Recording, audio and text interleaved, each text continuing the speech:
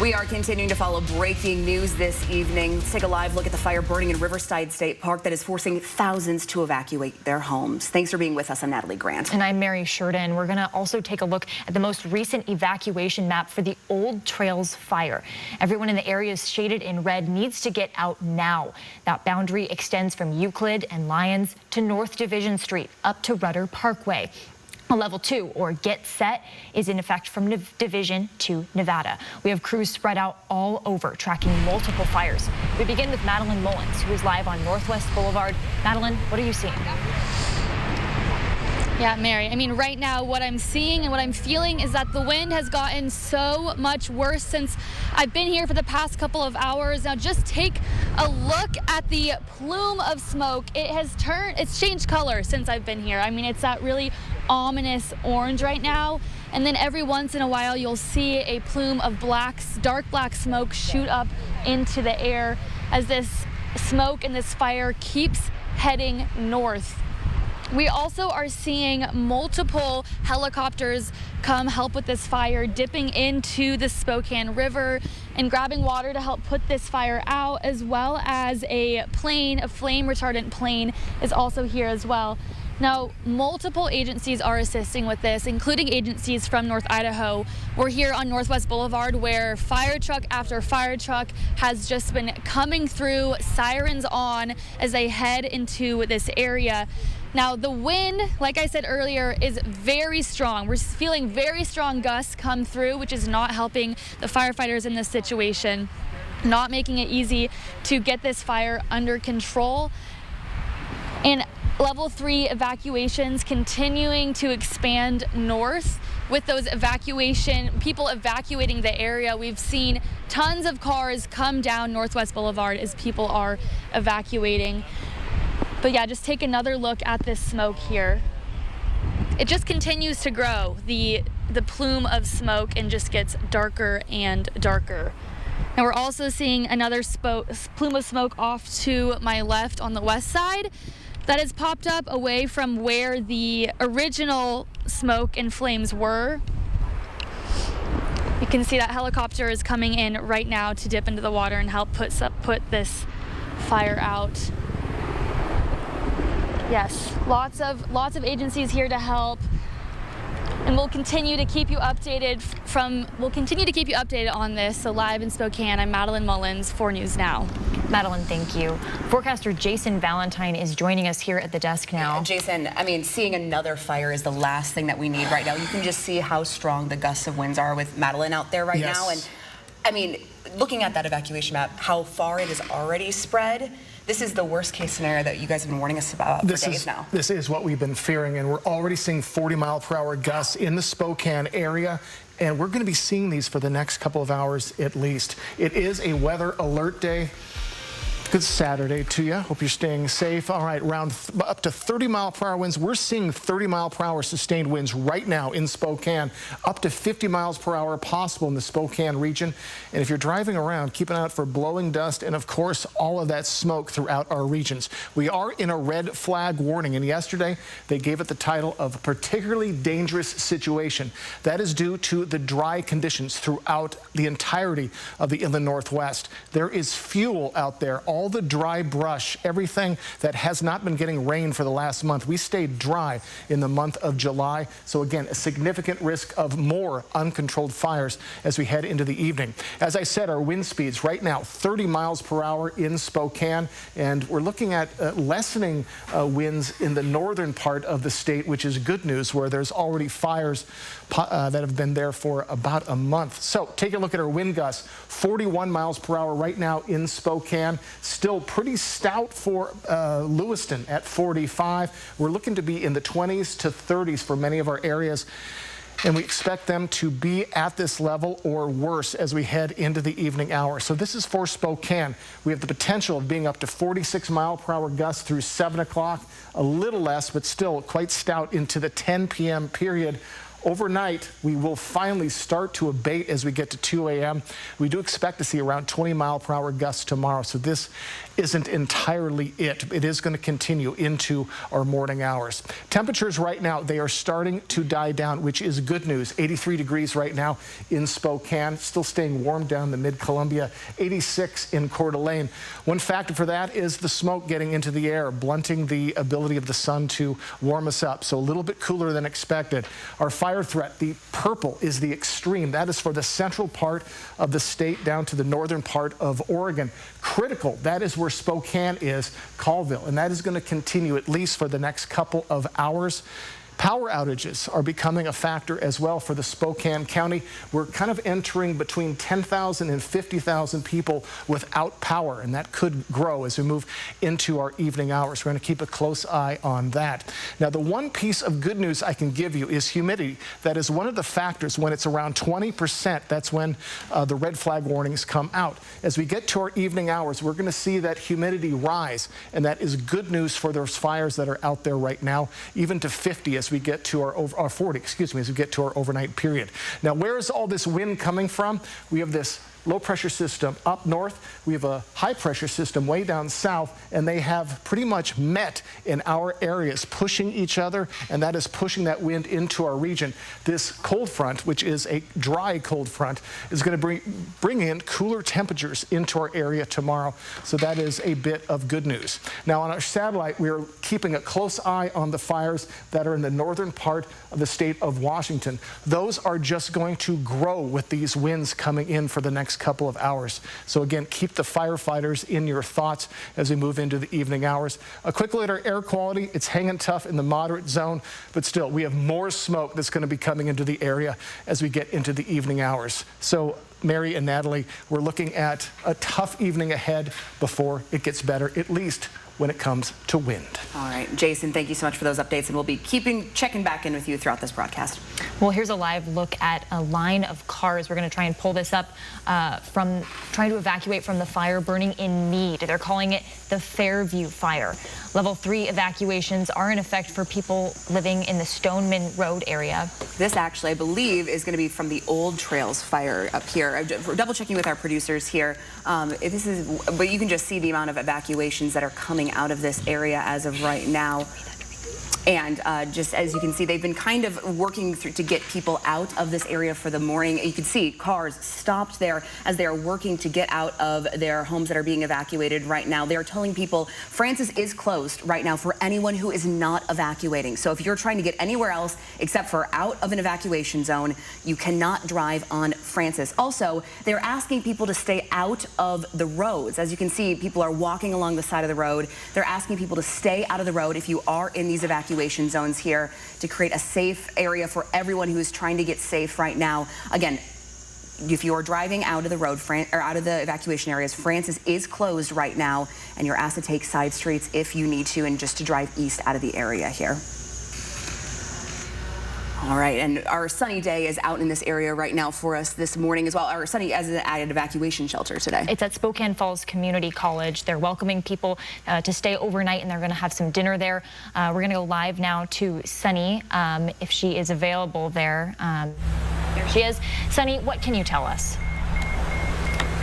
I can't tell you that I've been inside the shelter, but I've seen about 30 people coming in and out of the shelter. They've got tons of resources for evacuees here. They've got water, snacks, toiletries. Like you said, they'll be offering dinner and allowing people to stay overnight. They're welcoming household pets and service animals, but they're emphasizing household. They do not have the space for those larger animals. I just spoke with a family of 4 who came to the shelter here with their 3 dogs and 9 rodents. They're very thankful the shelter's here for them. They told me they left when they got their level 2 evacuation warning. They were not going to wait. They've lived in Washington a long time. They know how fast these fires move, and they felt the wind today blowing incredibly fast. Today was designated to be a particularly dangerous fire situation, with officials saying there's a high risk. Obviously now multiple fires have broken out. That risk is here. There's a huge cloud of smoke behind me. Earlier today, I was up at a vantage point watching the Old Trail fire. I saw immense clouds of smoke, double in nearly under 30 minutes. I saw a ton of people watching, And I spoke with a woman there who was watching the fire with me, who was incredibly emotional looking out at the scene.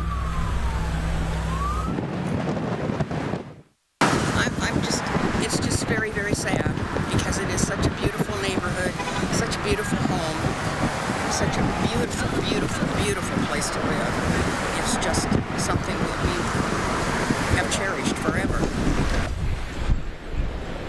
At that vantage point, I saw large flames flaring up into the sky. I watched helicopters drop water on the fire every few minutes and watched emergency vehicles speed through the area continuously. For more information about the shelter, you can visit the county's Emergency Management Facebook page.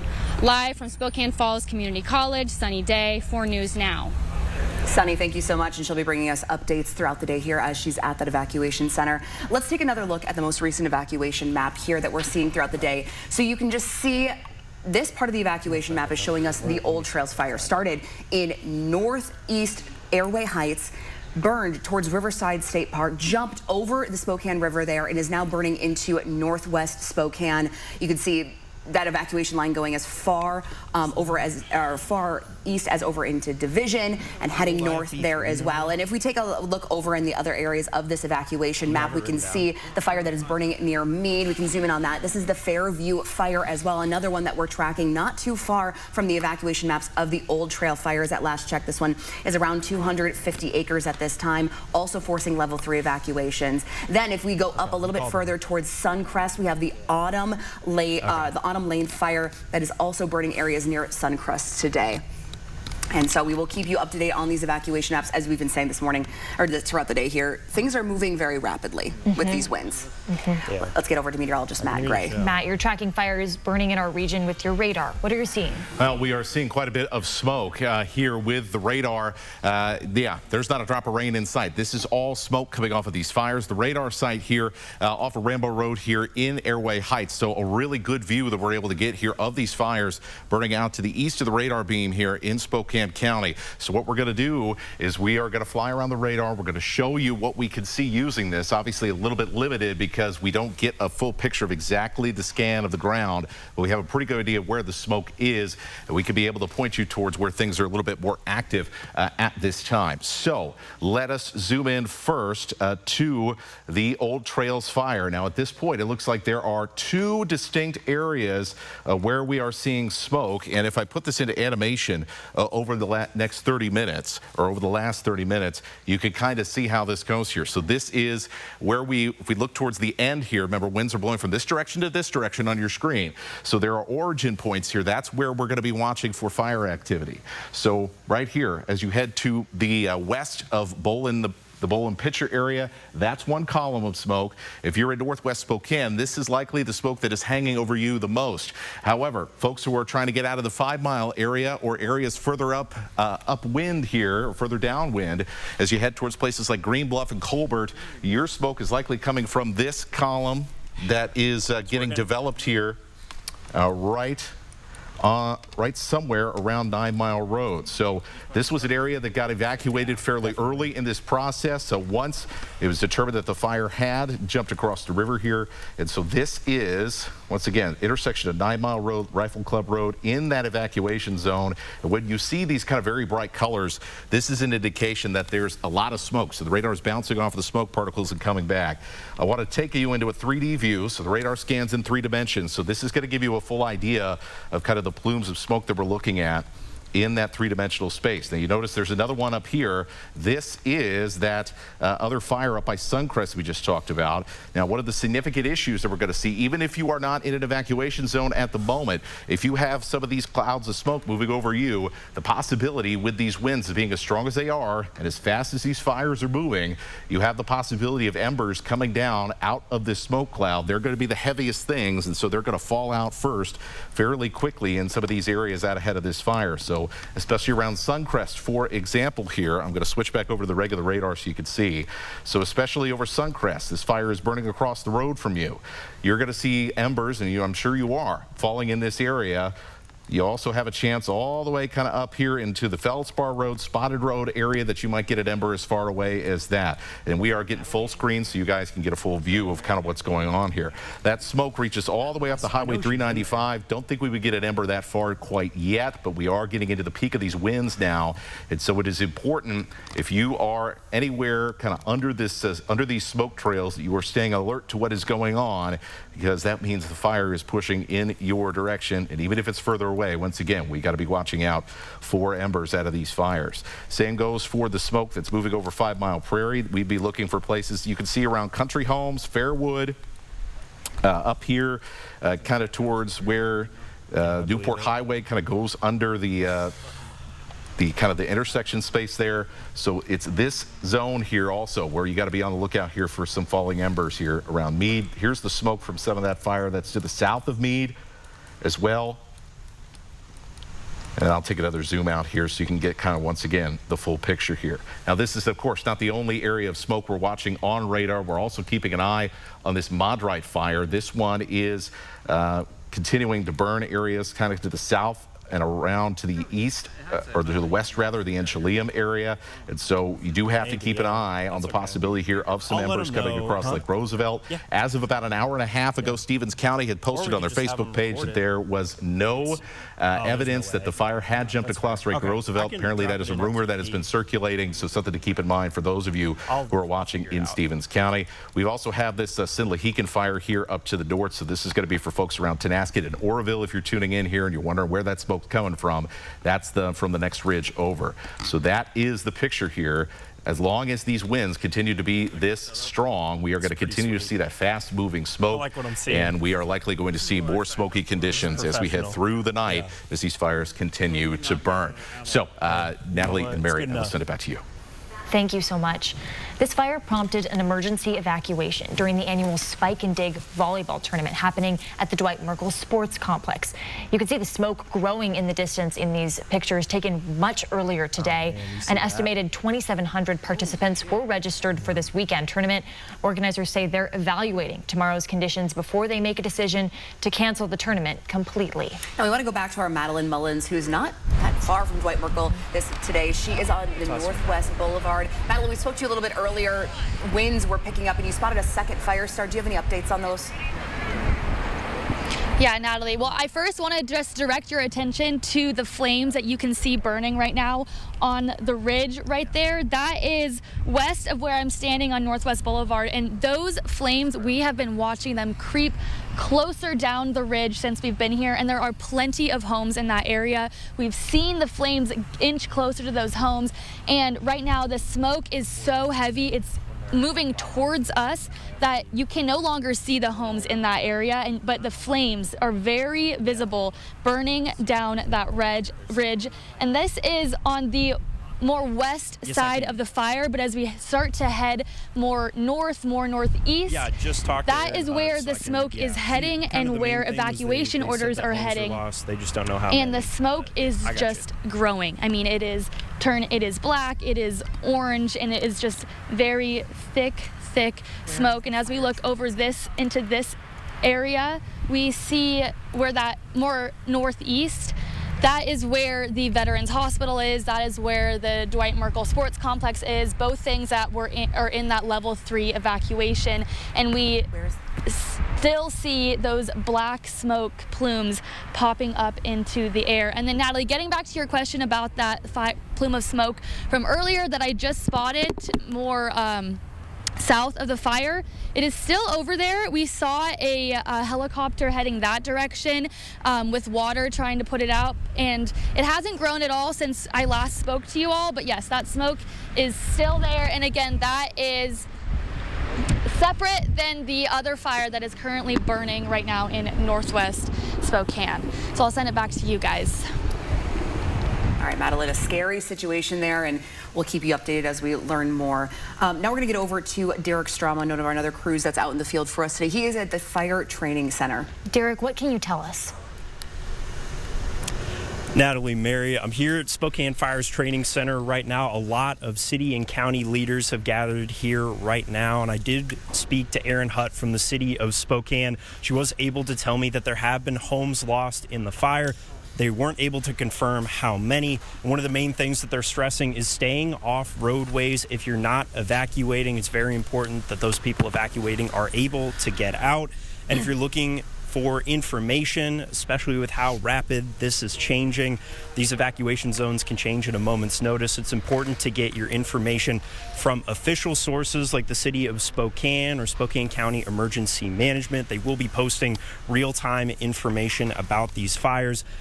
Aaron Hutt was also able to tell me that they have called Governor Bob Ferguson. They were on the phone with him, hoping to get more state resources sent over here to our area to fight these fires, and they're hoping to get the National Guard involved as well. They were able to tell me they're hoping to have a press conference here a little bit later tonight. We'll make sure to bring you that and any information that we can find out while we're here.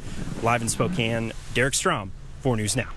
Derek, thank you. And this is reemphasizing something that we've been trying to communicate our entire newscast. It's just staying off the roadways if you are not evacuating. We want to keep those clear for people. Yeah, things are going to get a little congested, especially in those evacuated areas. So just stay safe. And that's good information there from Derek. We are going to go to a commercial break here, and we'll be right back after this quick break with the latest updates on all the fires burning across our region. Stay with us here on 4 News Now.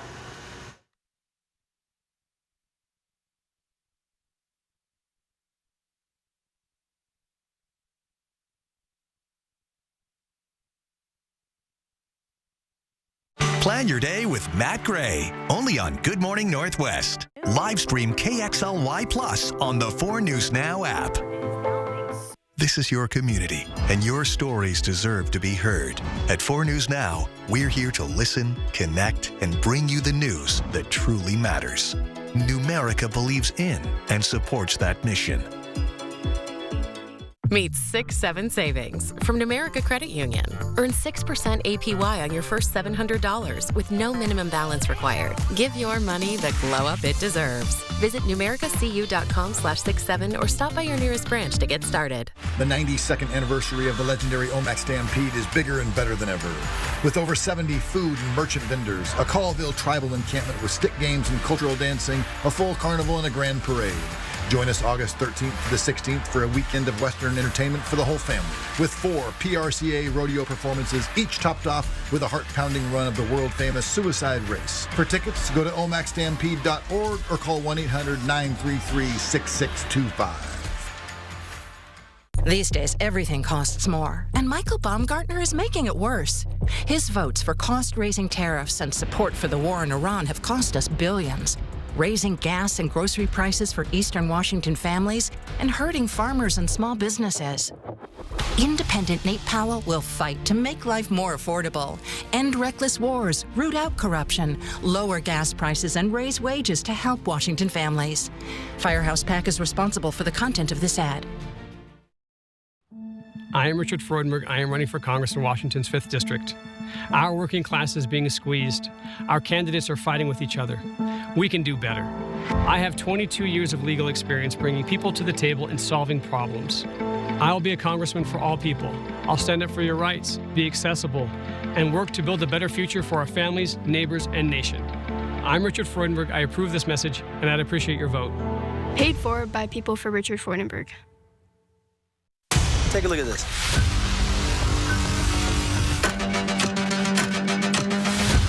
I'm going to guess 5 days a week.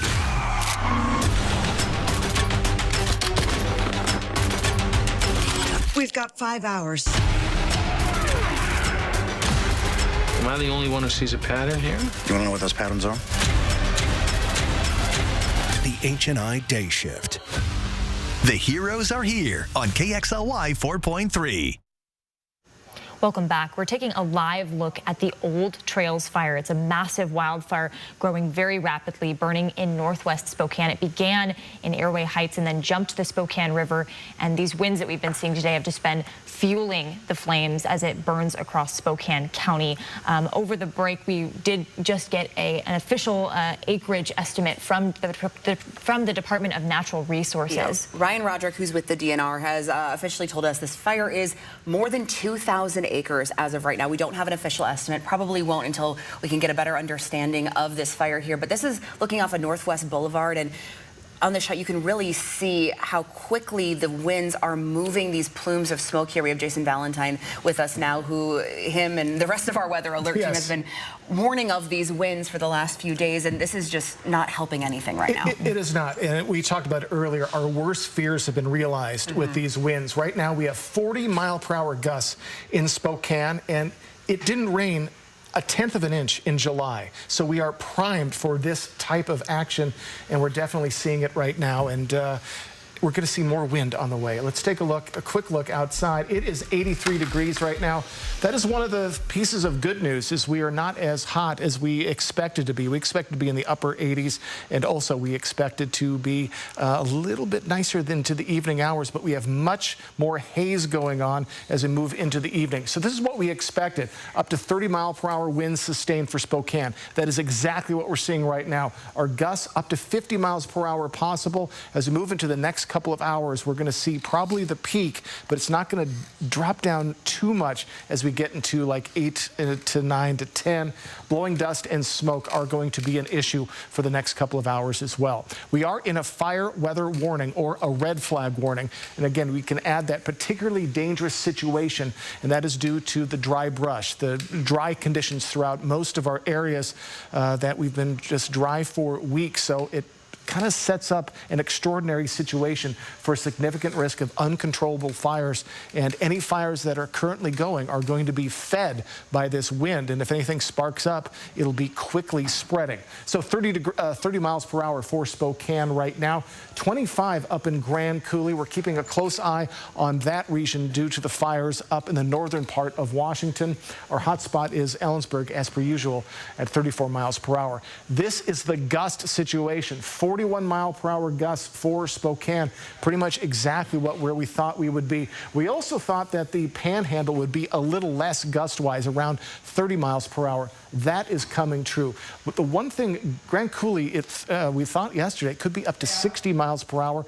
We're right now at 31, so that's at least a touch of good news in there. So for the hourly gusts for Spokane, this is what we expect to be in the middle to lower 40s for the next couple of hours, if not until 10 p.m. Then we'll get a little bit of a break to around 30-mile-per-hour gusts. Our sustained winds probably dropping to around 15 miles per hour, and then we'll get a true break as we get into deeper into our early Sunday morning. This is also going to be bringing in some cooler temperatures. I'll get to that in a bit. So temperatures right now, again, 83 for Spokane, 86 in Coeur d'Alene. Still pretty toasty down in the mid-Columbia, and we're in the lower 80s up north, where firefighters have been fighting fires for the past month. So the fire threat right now, it continues to be critical for the middle part of the state. That includes Colfax and Pullman, so part of the southern part of the state as well. As we move into Deer Park, Spokane, Colville area, we're in that critical zone. So that is going to continue until these winds die down. Power outages, we're seeing more and more power outages coming into Spokane County. We're near 50,000 power outages. And again, Avista was going to drop some coverage in places due to these fires. So we'll continue to keep an eye on that situation.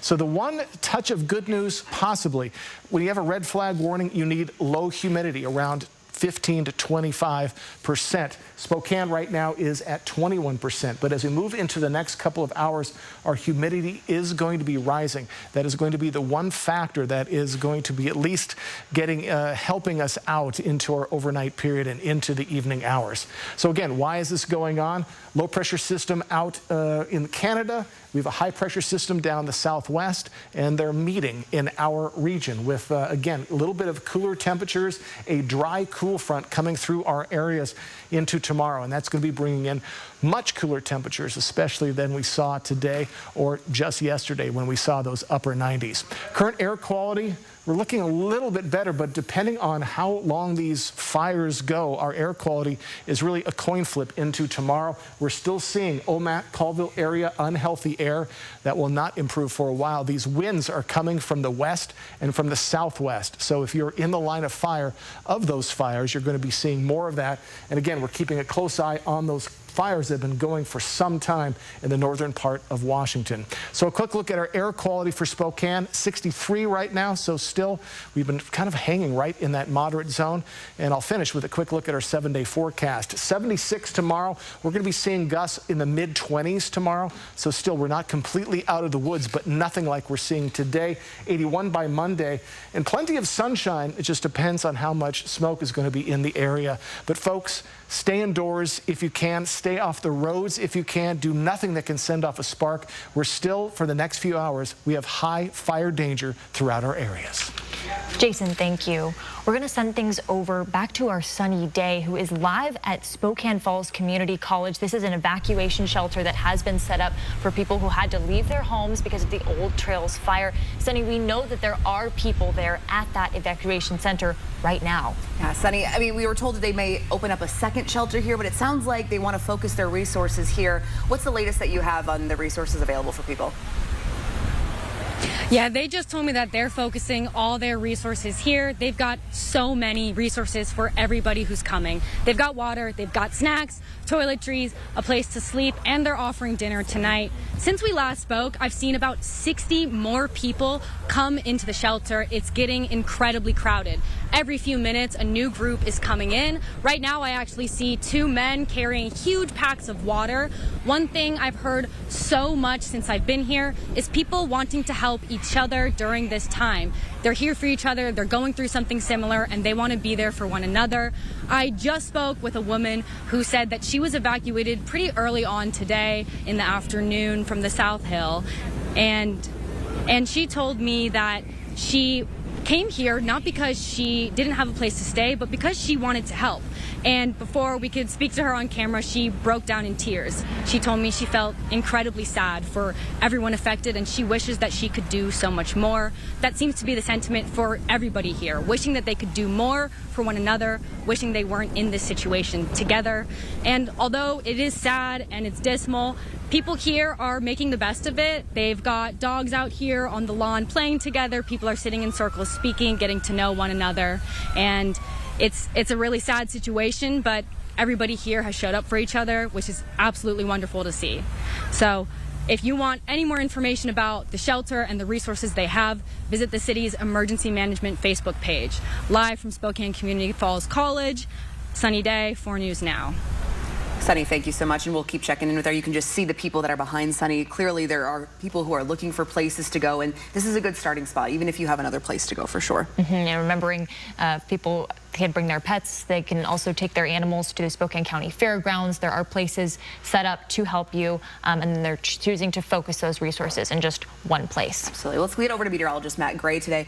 And Matt, you guys have been tracking these winds, and things are moving still pretty quickly. Yeah, exactly. With the winds kind of staying where they are, which is fairly strong, just been keeping an eye on. Every about 10 minutes, we're going to get a new report in from Spokane International, from the automated weather station there. We continue to see those gusts in the upper 30s and low 40-mile-an-hour range. And certainly we've seen from our cameras, from our live shots around the region, how fast some of those winds are going, especially on some of those higher benches like on 5 Mile Prairie, which is where, unfortunately, I do think the focus is starting to turn here when we just look at the smoke columns here and how things are going. So this is a 3-dimensional view of all of the areas of smoke around the inland Northwest. Yes, this is radar. Usually we detect rain with this, but there's no rain today, and instead the radar beam is bouncing off of those smoke particles in the atmosphere. So we've got 1, 2, 3, 4 columns of smoke. These 2 are from this fire in northwestern Spokane. So I'm going to turn this around. So now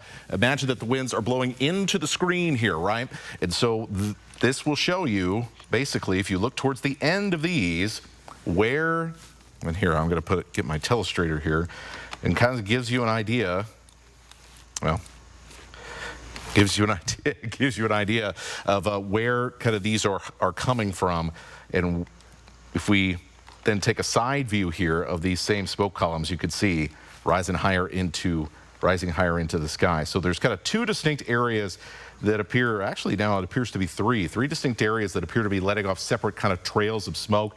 You've got a couple here, one near the bowl of pitcher area, one that looks to be somewhere around this kind of Newkirk Road, Dowdy Road area, or around Indian Bluff Road, somewhere in that vicinity here. So this is kind of closer to where the fire ended up starting, which was right here along Old Trails Road. That's why it's called the Old Trails Fire. And then you've got another kind of separate, kind of the deeper column of smoke. I'm actually going to filter out some of the lighter returns. So this is where we're seeing this really, really thick smoke, is these two areas which are somewhere around 9 Mile Road and the Rifle Club Road area. So this is likely where we are seeing somewhere in this broad area. Once again, I don't want to be too specific because we can't see exactly around the ground, but this is the area where the fire activity is the most extreme in this area. And so that is a big reason why folks around the 5 Mile Prairie area, as you can see, the wind's going to blowing this smoke up over the Strong Road area, up over 5 Mile Road,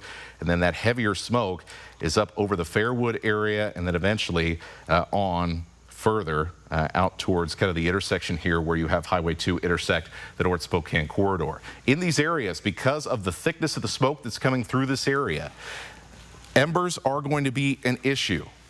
Even if you are outside of an evacuation area, you need to be alert for the possibility of embers. The last thing we want is for an ember to fall and end up starting another fire downwind of what's going on here. I've also seen some additional smoke activity here on this other fire here. This is to the south of Meade.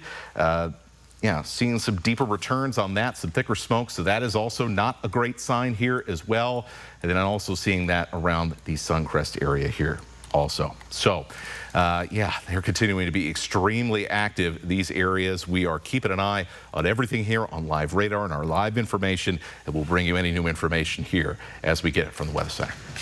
All right, Matt, thank you so much. Yeah, those areas where you could really see how hot the fire is. We were just told by Derek Strom, who spoke with our city officials, that homes have been lost in this. They aren't able to say exactly how many at this point, but we do know that there has been some destruction that has come with this. And you can see the smoke from so many places in our county. Madeline Mullins was live, and she just showed us the color of the smoke as it changed throughout the day. Like it was getting darker and where it was more concentrated. So we're going to keep an eye on our firefighters' efforts there. Now let's take a look at our most recent evacuation maps. Yeah, we have our latest update here for the Old Trails Fire. No new expansion since the last time we showed you this, but these are good to just get on the air so everybody knows. Bottom left corner, that is going to be the northeast area of Airway Heights near Old Trails Road, where this really all started from. As you can see, it's spreading northeast towards the Spokane River near Riverside State Park, jumping the river, and now this fire is impacting communities right here in northwest Spokane. If you are in any of these areas that are shaded in red,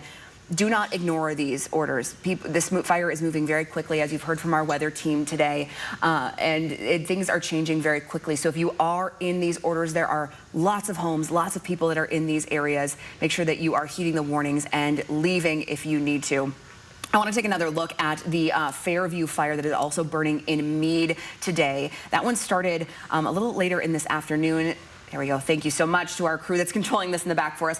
These evacuations here have been expanded 5 different times. Things like this one is actively progressing there for you. According to the Spokane County evacuation map, SREC 911, if you need a place to look at the most updated maps, that's going to be your place to go. They have the most updated information from the county. That is going to be on the north side. It's going to be Peone, Lindgren on the south, and Highway 395 on the west, and Bruce on the west. So if you're in this area, again, same thing. Do not wait. Go now. Your life is more important than any of the things that you can grab. So just get out of those areas and make sure that you're evacuating safely for our fire crews. We are also tracking the Autumn Lane fire, which is burning up near Suncrest today. As you can see here, evacuations have expanded for this fire as well. If we could zoom out a little bit so we can see the scope of this fire here.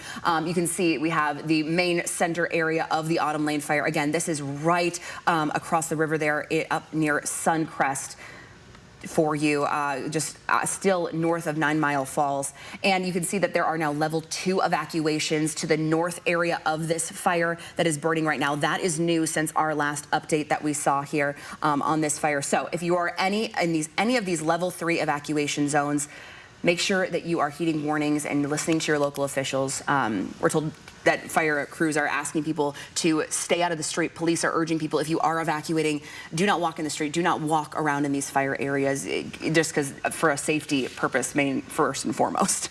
We want to return now to the Old Trails fire. We're going to go live to Derek Strom once again, who's live at the Fire Training Center with new information from Spokane City officials. Derek?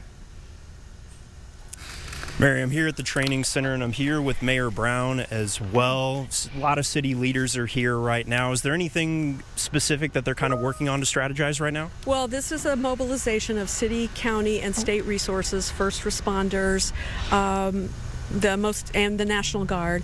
The most important thing for people to know is that situation is very volatile. As long as the winds keep moving, the fires can keep moving, and so we want anyone in an evacuation area to evacuate. If you are nearby, stay alert and get prepared. And if you are not near an evacuation area, please stay away so that you don't contribute to the traffic congestion. That's one of the issues that we've got police officers working on right now, is just making sure that people that need to move can move, and that means if you don't need to be nearby, please stay away. Absolutely. And even for people that aren't in evacuation zones, is it just kind of important for them to pay attention just with how things are changing? Yeah, absolutely. And just the best thing to do right now would be for people to stay in one place, monitor the situation. We'll give you more information as time goes on. The emergency center is set up at Spokane Falls. There will be more emergency evacuation centers if we need them. And if you know of vulnerable people, please check on them. And let's just all hang in there, and we'll put the information out there as we have it. Okay. And so people should just stay tuned to the city social media and any sort of information they can get from them? Yeah, absolutely. Monitor the official channels. The county emergency website and city official channels are the places for people to get accurate information. All right. Let's see. Anything that I missed? Anything else that you want to talk about? No, I think you've got it. All right. Thank you so much for your time. I really appreciate it. We'll continue to bring you more information as it becomes available tonight from the Fire Training Center in Spokane. Derek Strom, 4 News Now.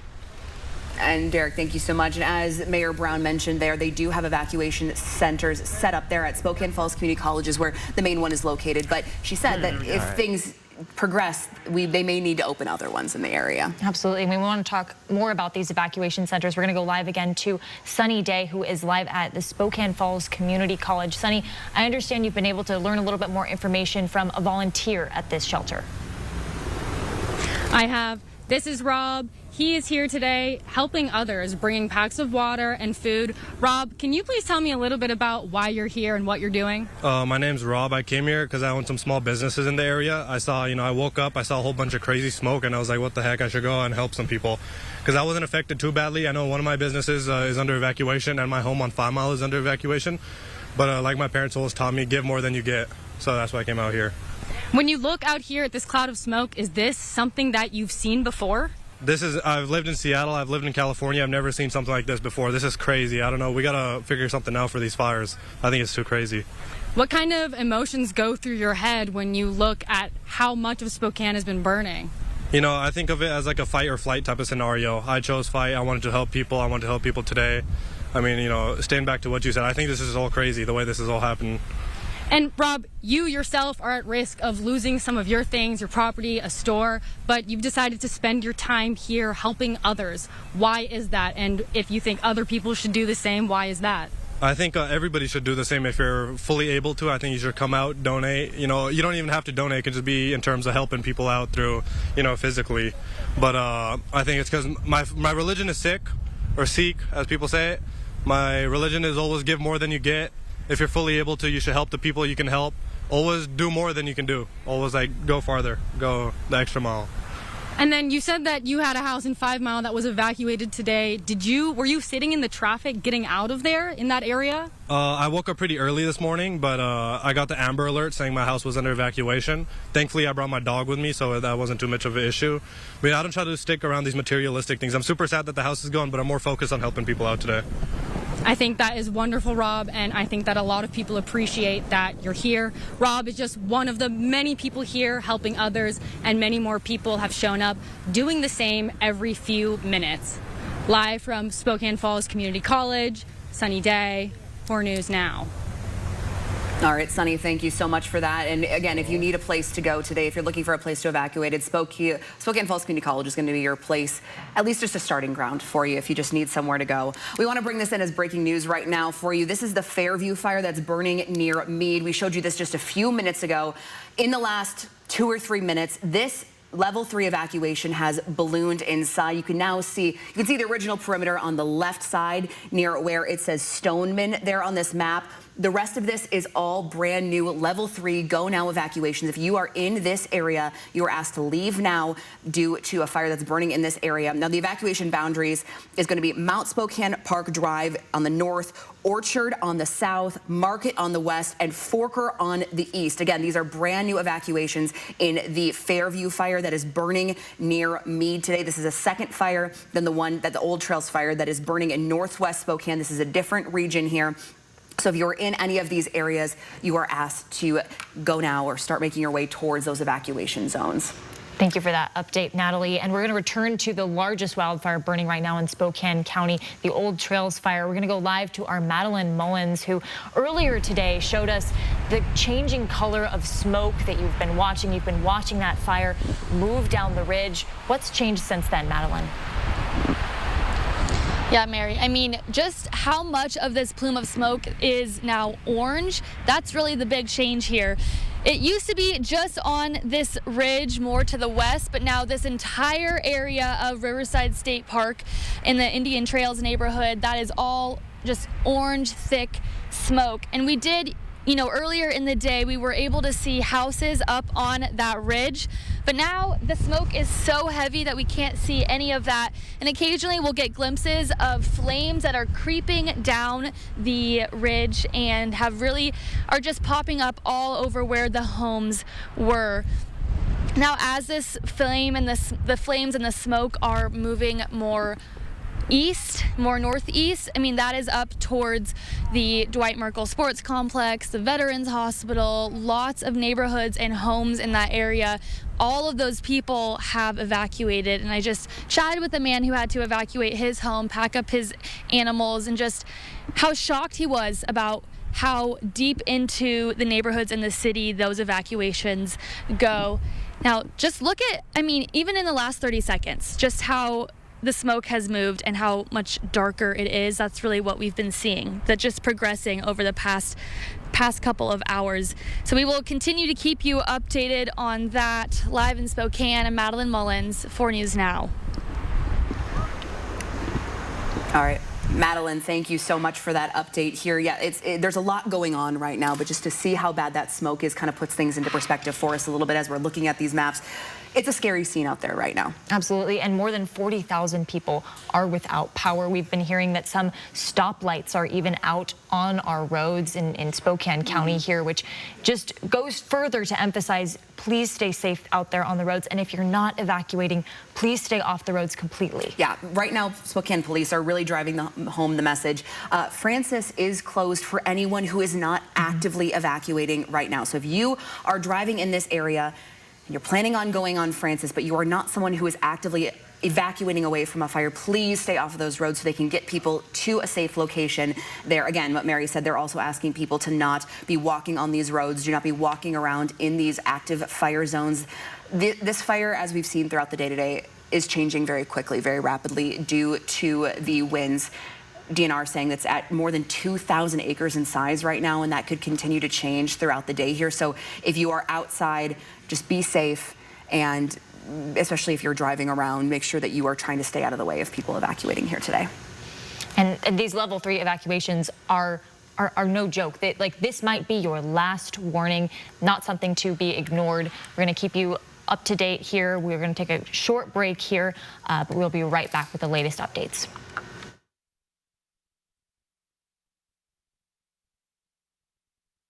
Sign up for the 4 News Now Daily Local at KXLY.com. The ultimate tribute show, Meatloaf, leaves audiences awestruck. Live at the Coeur d'Alene Casino Thursday, September 3rd. Visit the Coeur d'Alene Casino box office or CDAcasino.com to buy your tickets. Winning is just the beginning.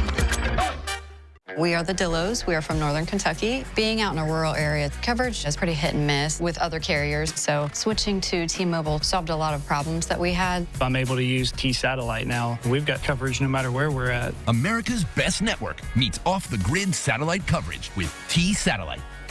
And right now, keep the phone you love, and we'll pay it off up to $800 when you switch. Better service, better price, win-win. Who's behind Nate Powell? A secretive pack that hides its donors. Same playbook everywhere. Recruit a local and hand him a script. Who has contributed? Data center builders, hedge fund traders, Silicon Valley billionaires. They have poured more than $500,000 into our district. Independent? Hardly. Bought and paid for. Dark money Nate Powell. He isn't who you think. I'm Michael Baumgartner, and I approve this message. Whether because of discomfort, lack of mobility, your lifestyle, or occupation, you sit inactively way too many hours a day. Introducing Ellipse, the premium quality automatic seated exerciser that strengthens legs, increases mobility, and boosts circulation without physical strain or impact. It is so quiet that none of my coworkers even know I'm using it. Strengthen and tone your legs, increase your mobility, flexibility, and balance. Plus, stimulate healthy circulation. My joints feel better, my knees feel better, my back feels better. It makes me feel stronger too. Perfect for home therapy. Whisper quiet to use while you work. My circulation is moving, I'm burning calories, and it makes me feel energetic. Call now and order Ellipse, the seated exerciser that strengthens legs, increases mobility, and boosts circulation. Call and get upgraded to the Deluxe Bundle. Get the faster motor for 5 miles of steps per hour, the step counter, the sport mat, and wireless remote. Call now. So you want somewhere to play? We got you. A nice relaxing stay? We got you. Wanna be entertained? We got you. Wanna play golf all day? We got you. Coeur d'Alene Casino. Winning is just the beginning. Tune in for the camping forecast each Thursday, brought to you by R&R RV. Welcome back. We're continuing to follow several wildfires burning in our region here in the inland Northwest today. Thanks for staying with us. You're watching 4 News Now. We've got crews out in the field. We've got our team of weather forecasters here in the studio keeping an eye on these fires. And we've also received an update about some things inside these evacuation zones. Yeah, Mary, a lot of people when they're looking at these maps notice that the VA Medical Center is in one of the evacuation zones for the Old Trails fire. We did just get an update from the VA Medical Center leaders saying that all patients and staff have started the evacuation process around 2 o'clock today. As of right now, the campus has been fully evacuated and closed right now. They said they were able to get patients in other hospitals around our region, and 27 patients are currently under the care of VA staff at our area shelters as well.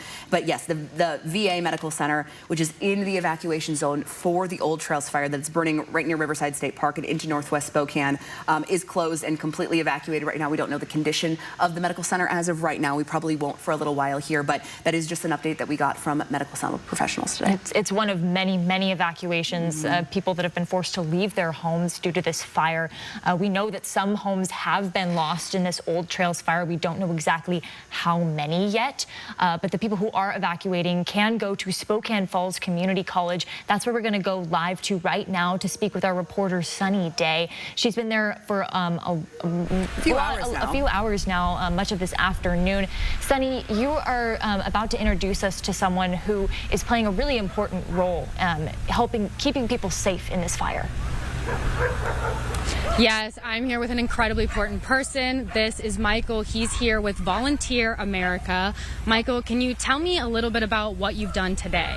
Well, what today we did so far is we have a unit that's got 22 apartments in it that we have a program for people that we take care of in the community. And we got the call and started getting the red alerts that we need to evacuate that. So we started dispatching our team in their own cars and some of our staff cars to go up and start start evacuating those people to make sure they got to safety. We weren't sure where we were going to get them next, but we got this nailed down. Our Fawn Scott, our CEO, was able to get all that information together. She arrived on site, was outstanding, like she always is, but we were able to get everybody out of the 22 units we had up there and transported here. Now we're just kind of waiting with those people to make sure where they're going to go or what they're going to do, or if they can connect with family members, then we'll be more than happy to transport them someplace else if we need to, so they're more comfortable than being in a shelter. Just passing out waters and snacks so people are, the anxiety drops down a ton, and they feel that someone's out there looking after them, and that's what we do at Volunteers of America, is just giving back to the community and just caring about people. That's what we do. Absolutely. And before, a few minutes ago, you told me about the traffic that was in your way when you were trying to get to the facility. Can you tell me a little bit about how bad the traffic was? The traffic was extreme. It wasn't very bad coming in from the valley until you got to Division, and then starting getting farther north or west, and then it was all blocked off. So I had to park about a block away from our facility and walk people out from there because, and I understand the police department and stuff have an objective, and they do a great job. And but we were able to get in safely and get people out safely. So it's a great day. Did you have concerns that the traffic would stop you from doing so? What were you feeling when you were sitting in the heavy traffic and the smoke was just growing? Oh, just high anxiety of can we get these people out safely? That was the one thing on all of our minds is we got to get them out because they couldn't do it on their own. A lot of them don't have their own personal transportation and things like that. And we got them. How thankful are you that you safely brought all those people from the facility here and now they can be taken care of tonight? Just grateful, extremely grateful to the team that helped out, and how the people really were just smiles when we arrived to the unit there that, all right, we feel more comfortable now, we're getting out of here safely. So now it's getting that comfort level back up that when can we return? And I said, well, that's going to be based on the authorities to let us know when we can get them back to their units safely and they're in their comfort zone. So thank you so much, Michael. These volunteers are going to be here as long as evacuees are, and right now they've got buses on standby in case they need to relocate anyone for any reason. Live from Spokane Falls Community College, sunny day, 4 News Now. Sunny, thank you so much for that update here. And as we've heard from Mayor Lisa Brown here from the city, we've heard from city officials, and we do want to let you know that we are planning to hear from Governor Bob Ferguson here at about 6:15. Him and Commissioner of Lands, Dave Upthegrove, they're going to be doing a press conference talking about the fires that are burning in Spokane specifically and what resources that the state is going to be allocating to this and kind of an update from those officials. So we will be taking that live here during our broadcast. Again, we're expecting that to start around 6:15, and you can watch that right here. And in the meantime, we're going to send things back to our forecaster, Jason Valentine. You've been saying that the winds have been just a pivotal factor today. A pivotal factor, and it's unfortunately going to continue into the evening hours. All the best to the firefighters who are fighting these fires. They are really, it's against the odds with all of this dry conditions and all of this wind. 31-mile-per-hour winds right now in Spokane. 34, our other hotspot in Ellensburg. We're seeing quite a bit of double-digit winds, some in the 20s in the middle part of our state as we're heading in to almost the 6 o'clock hour. 40-mile-per-hour gusts in Spokane. This is what we were fearing.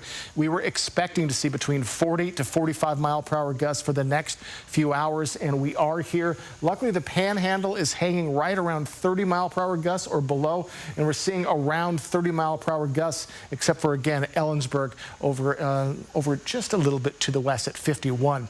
So today is an alert day. We've been talking about it all week, and our fears have come true. 30-mile-per-hour winds were expected. 50-mile-per-hour winds possible. Those still are possible for the next couple of hours. And if you are in the car, blowing dust could be a factor as we're heading into the evening. We do have a fire weather warning or a red flag warning that is until 11 o'clock. And again, it has a specific designation from the government, particularly dangerous situation.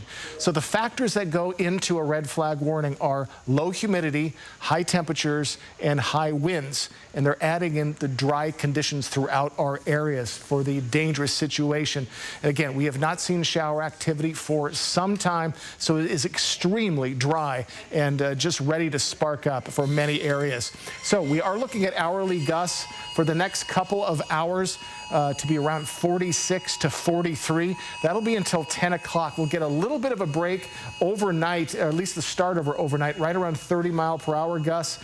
And then by the time we get to early Sunday morning, we'll be looking at in the teens. So that will hopefully help things out. But just an incredible amount of winds are on the way for the next few hours. Our temperatures right now, they are lower than expected. That is some good news. 82 right now in Spokane, 86 in Coeur d'Alene, all the way down to 82 in Grangeville. So folks, right pretty much in the 80s, except for the mid-Columbia. They're staying pretty warm. Right now, the current fire threat, it continues to be critical for the middle part of the state, and that includes Colfax, Pullman, and just outside of Lewiston.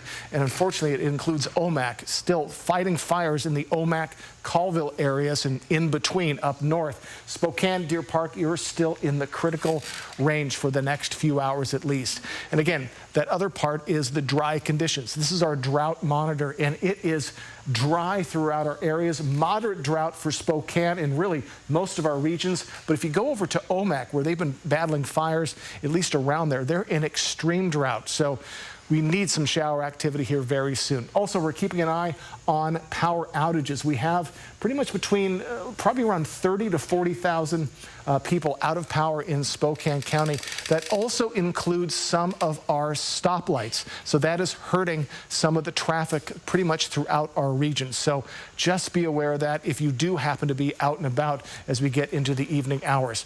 Again, with the cooler temperatures than expected, another piece of good news as we head into our overnight period is the rising of our humidity. And again, back to around 40% and higher into our overnight period. That is going to help firefighting efforts as well. So that's just a little bit of good news. Current air quality, we're seeing still very unhealthy air quality all the way from Omak to Colville. Again, all of those fires in that region are going to be fueled even more by these winds. We're looking at improving air quality through many of our areas, but it is a coin flip to what we're going to be seeing tomorrow. We expect winds to continue to be from the west to the southwest. So if you're in the pretty much the target of any of these fires, you're going to see more smoke into tomorrow. Right now, the air quality for Spokane is at 67. We've really been in the moderate zone for the past couple of days, and we should be staying there into tomorrow. Just again, depending on where you're at, but downtown Spokane should be fine. So taking a quick look at our 7-day forecast,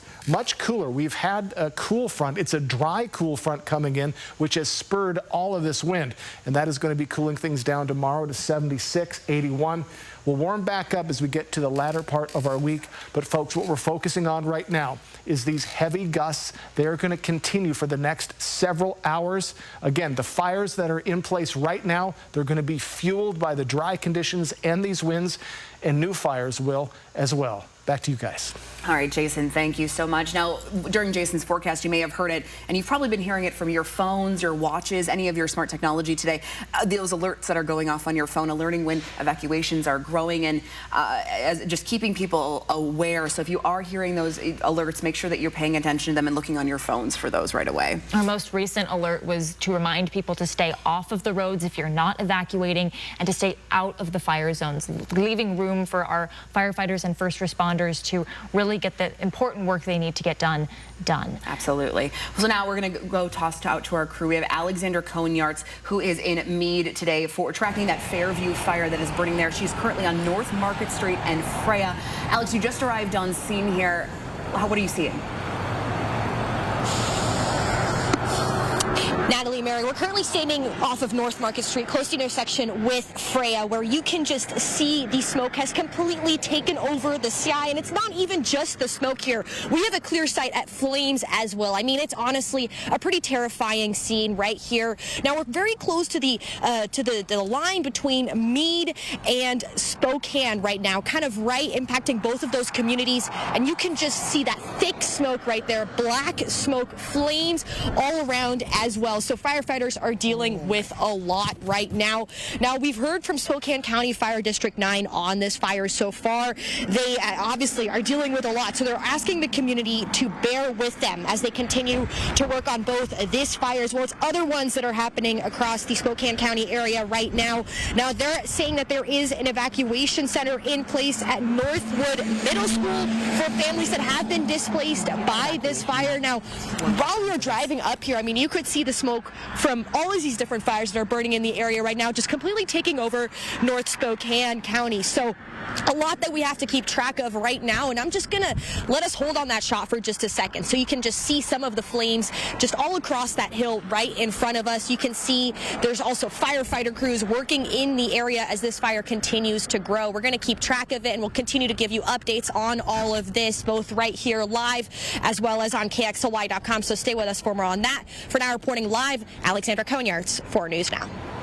Wow, just a terrifying scene there. Alexander Conyards, thank you so much. We want to give you a better look at the evacuation map again for this Fairview fire that's burning in Mead, right where Alexander is, and watching those flames there. And this is a evacuation zone that has really ballooned in the last 30 minutes here, probably tripled in size, I'd say, just based on my assumption here. But I want to give you a better understanding of the boundary here for these evacuations. So we're looking at Mount Spokane Park Drive, that's going to be on the north, Orchard on the south, Market on the west, Forker on the east. If you are in any of these evacuation areas, make sure that you are leaving now, and because clearly these flames are moving quickly and they are burning through areas, as you're seeing from Alexander's live shot there. I also wanted to just show you, we have 2 fires that are prompting evacuations in pretty close areas. If we could zoom out a little bit on this map and just see the Old Trails fire. I mean, look, there's not that much space between the evacuations for the Old Trails fire and the evacuations for this Fairview fire there as well. A lot of people moving in a lot of directions here. Again, if you're looking for a place to go for either of these fires, Spokane Falls Community College is going to be the main evacuation shelter that they're setting up, and others are probably going to be popping up throughout the night as well, and we'll keep you informed on when those are happening. But yeah, just showing the distance between the evacuation levels. This doesn't mean the fire is burning in all of these areas right here. This just means these are the evacuation areas and people who are all trying to funnel away and get out of these areas right now. Important things to keep in mind, Natalie. Thank you. We're going to turn our coverage back to that Old Trails fire. We're going to go live to our Madeline Mullins, who has been keeping an eye on this fire, watching it grow throughout the afternoon into the evening. Madeline, what can you tell us, and can you remind us where you're joining us from? Where is your vantage point? Yes, Mary, right now I am on Northwest Boulevard, so I'm right there on the edge of those level 3 evacuations. I'm going to have you look over to my left. So this is more north of me, and just look at all of those homes in that area. We know that the fire has jumped the river, and so all of those homes in that area, those homes are under level 3 evacuation. They're threatened right now, and just kind of gives a look at just how many people are being impacted by this fire. And then you can see the smoke where it seems like it's originating more, and that smoke is thick, it's dark, and it is getting closer to where we're standing. Since I've been here for several hours now, and since then it has started to move more west, closer to where we are standing. At one point, we could see all the homes that were up on that ridge, and then slowly more flames kept inching closer to those homes, and now we can no longer see them just because of how thick that smoke is. And it is just that dark, ominous, orange, black color, and that is just what we've been seeing for the last couple of hours, just moving, blowing through the air, moving more north. Just a really crazy sight here. And we have seen, helicopters dipping into the river trying to put this fire out, and we'll continue to keep you updated on that. So live from Spokane, I'm Madeline Mullins, 4 News Now. Thank you, Madeline. And just a reminder that homes have been lost in this Old Trails fire. We don't know exactly how many yet, but city officials have confirmed that this devastation is real. This is impacting real families here. Thank you so much, Madeline. We're also going to look back at the Fairwood fire that's burning in Mead. That's where our Alexander Conyards joined us from just a minute ago. Do you see that plume of smoke? You see how it just gets darker as you move? Yeah. Oh my gosh. And as we've been seeing with Alexander, she was showing us flames that were burning through areas here just a few minutes ago. And Matt, these smoke plumes are really high up in the sky here. You can see them from miles away here. Just taking a look at your radar here, this smoke is making a huge impact. Yeah, and obviously it's extremely unfortunate that we can do this, but we can use our weather radar to track these plumes of smoke. That is how large and how high they're going into the sky here, and unfortunately how close they are here to the radar site in the greater Spokane area. So let's first go to that fire that Alexandra is at. So she's in this general area on the other side of the north-south corridor, somewhere in this area. And then you can see, if we look kind of where the wind would be facing this direction, so blowing that way or blowing into the screen that you're seeing here, and you can see that smoke kind of stretches out there with some areas noted in this kind of yellow and orange color. So this is where we're seeing really thick pockets of smoke. My concern when we see things like that is these are areas where there's like a lot of big things that the radar is bouncing off of, big things like flaming embers. And of course, that is the huge problem here. And that's a large reason why many of these broad areas have been put under these level 3 evacuations, because if you do get some embers that fall out of these smoke plumes, get on the ground, start new fires at ahead of where maybe the main fire is that the fire crews are focusing on. Well, now you have a large distance for these fire crews to go. They have to figure that out. They have to get it. They have to get control of it, and it could spread really quickly. And that's one of the main reasons why you're seeing such broad evacuation areas here around the northern parts of Spokane County. I want to take a look here now at the smoke plumes from that Old Trails fire. Yeah, let's take a little full screen so we can give you an idea. So somewhere we're watching that smoke column from Madeline Mullins, from her viewpoint on the camera. So she's somewhere down this direction. If you could see my little mouse clicking around here, probably should use my telestrator here. So she's kind of somewhere in this direction. She's looking this way, and that is where that smoke plume is, kind of right around the Boland Pitcher area, or just to the south of the Boland Pitcher area. And so this is tracking in now over northwestern Spokane. Now, there are some parts here of northwest Spokane that are not in evacuation zones here, such as right around the Rowan Avenue area. In this area, you still need to be aware that there are a possibility of some embers in this area. And especially as you head further north where you have the evacuation areas, you can see this really thick area of smoke where, yeah, there is likely some really thick smoke, likely some strong big embers here coming here up over and onto, or up over rather, the Indian Trail Road area. Now, I want to do something a little bit different here. We have been on the air for quite some time. I want to give you a bit of a bigger picture. We're going to switch over to the high resolution satellite, and we're going to zoom all the way out.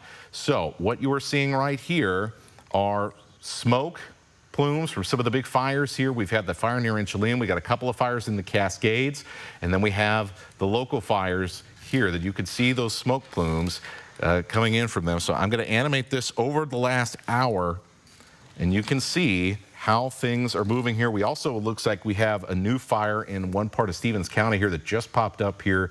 So I'm going to look for more information on that for all of you watching from home. But I'm watching these big smoke plumes out here over Okanagan County because we are expecting a little bit of a shift in the winds as we head later on tonight.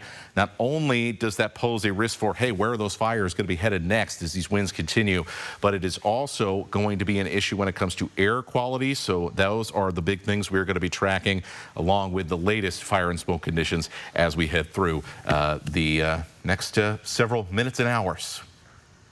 All right, Matt, thank you so much. Our weather team working very hard to keep us updated here, and we appreciate the work that you are doing. And we want to just remind you, we're getting at about 6:11 right now is our time. We're told that Governor Bob Ferguson and the Commissioner of Public Lands for Washington State, Dave Upthegrove, will be holding a news conference regarding this fires here in Spokane. We're expecting that news conference to start around 6:15.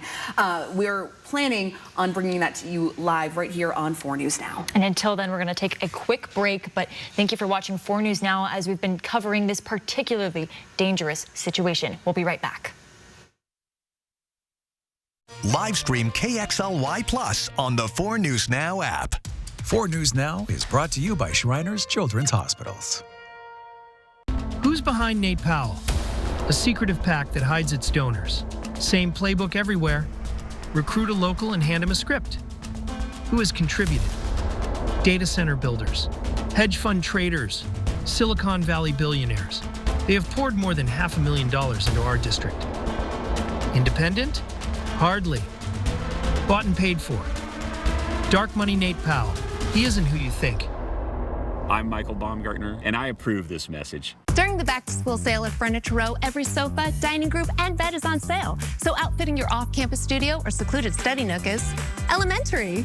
Find sofas with contemporary elegance and lasting value, to clean lines and Italian leather. Shop dining with modern style and space-saving design, to classic charm with contemporary silhouettes. Affordable beds and versatile rustic comfort, to space-saving bunk beds and duff gray finish. Score the Colorado Twin for only $149.99 or Summit Twin for only $199.99. The back-to-school sale on now at Furniture Row. The 92nd anniversary of the legendary Omax Stampede is bigger and better than ever. With over 70 food and merchant vendors, a Colville tribal encampment with stick games and cultural dancing, a full carnival, and a grand parade. Join us August 13th to the 16th for a weekend of Western entertainment for the whole family, with 4 PRCA rodeo performances, each topped off with a heart-pounding run of the world-famous Suicide Race. For tickets, go to omaxstampede.org or call 1-800-933-6625. You rip and tear your old statements and bills, but thieves use this information to steal your identity. Don't be a victim.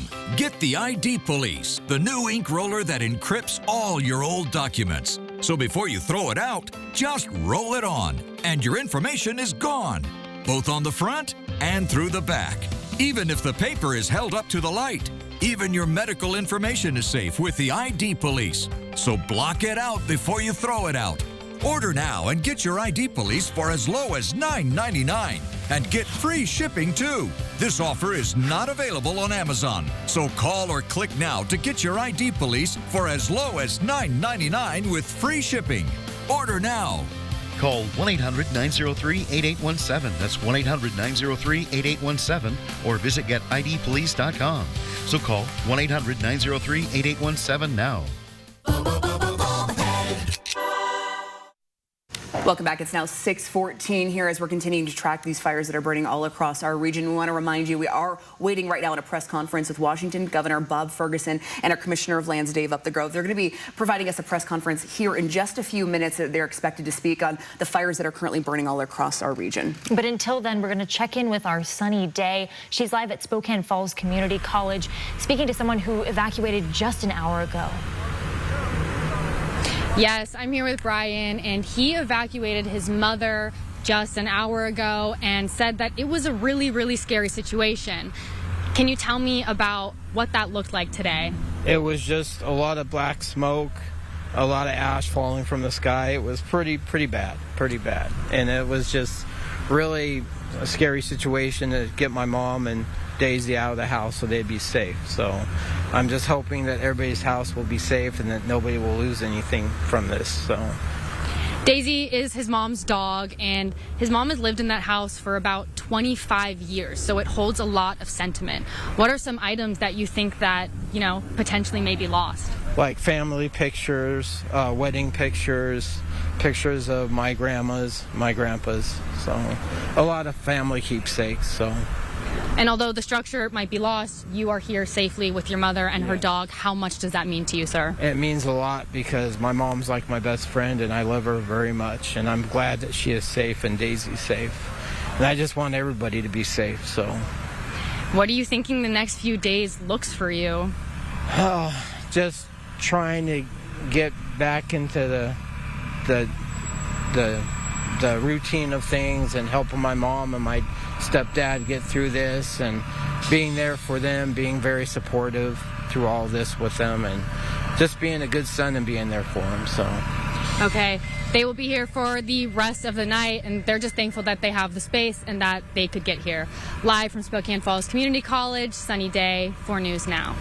All right, Sunny, thank you so much. A lot of people in those same scenarios that are evacuating right now. And again, if you are one of the people that is evacuating from any of the fires that are burning across our region, Spokane Falls Community College is a great place just to start. They have food, they have water, they have resources for you as you kind of figure out what those next steps are, because a lot of times you don't know as of right now. And one other thing we were mentioning here before we went to Sunny is that press conference with Governor Bob Ferguson.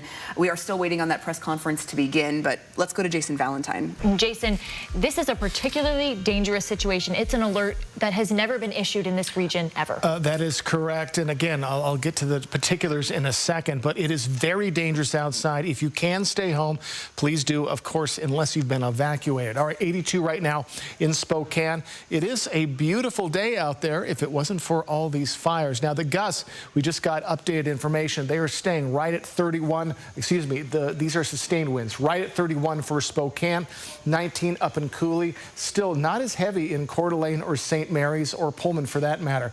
As we go to the gusts are holding tough at 40 miles per hour for the Spokane region. And again, pretty much in the center part of the state, we're in the mid-30s to the upper 20 mile per hour. We're in the mid to lower 20 mile per hour for the panhandle of Idaho, 29 for Pullman. So again, all of these gusts are feeding all of these flames. And again, if just a spark could get a fire into our regions.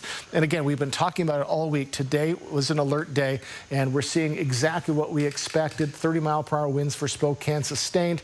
And again, blowing dust and smoke could become an issue as we move into the evening hours, when we do expect to see even higher gusts possible for the next couple of hours at least.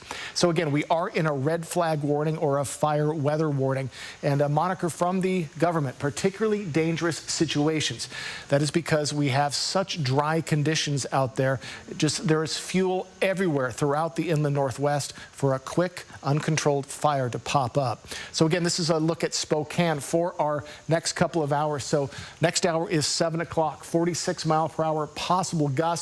A little bit, not just a minute break as we get from 8 p.m. to 10 p.m. Then from 11 p.m. to 1 a.m., they're going to get around the 30 mile per hour zone. And then by the time we get to 2 a.m. into early Sunday morning, we're going to be in the 50 mile per hour gust zone. Tomorrow's winds expect to be about 9 to 15 mile per hour sustained. We could see some gusts in the 20 mile per hour range. Nothing like we're seeing today, but still, that is dangerous enough if there is fire still burning tomorrow. So our temperatures right now, we are at 82 for Spokane, 84 for Coeur d'Alene, and again, pretty much 80s across the board. A little bit cooler along the Cascades. They actually saw a little bit of shower activity on the other side of the Cascades, on the west side of the Cascades. We could very much use those showers, but the front that we're getting is a dry cold front. So the fire threat continues to be dire for the central part of the state, and in the northern part of Oregon. Colfax, Pullman is in that zone, and it's critical for the rest of our areas, pretty much Sandpoint, Colville area, and we're just keeping a hold on for the next couple of hours. And again, we are so dry. We have been so dry that July did not see a drop of rain. If it was trace. We didn't have a 1/10 of an inch or more throughout many of our areas, including Coeur d'Alene and Spokane. So many dry conditions out there.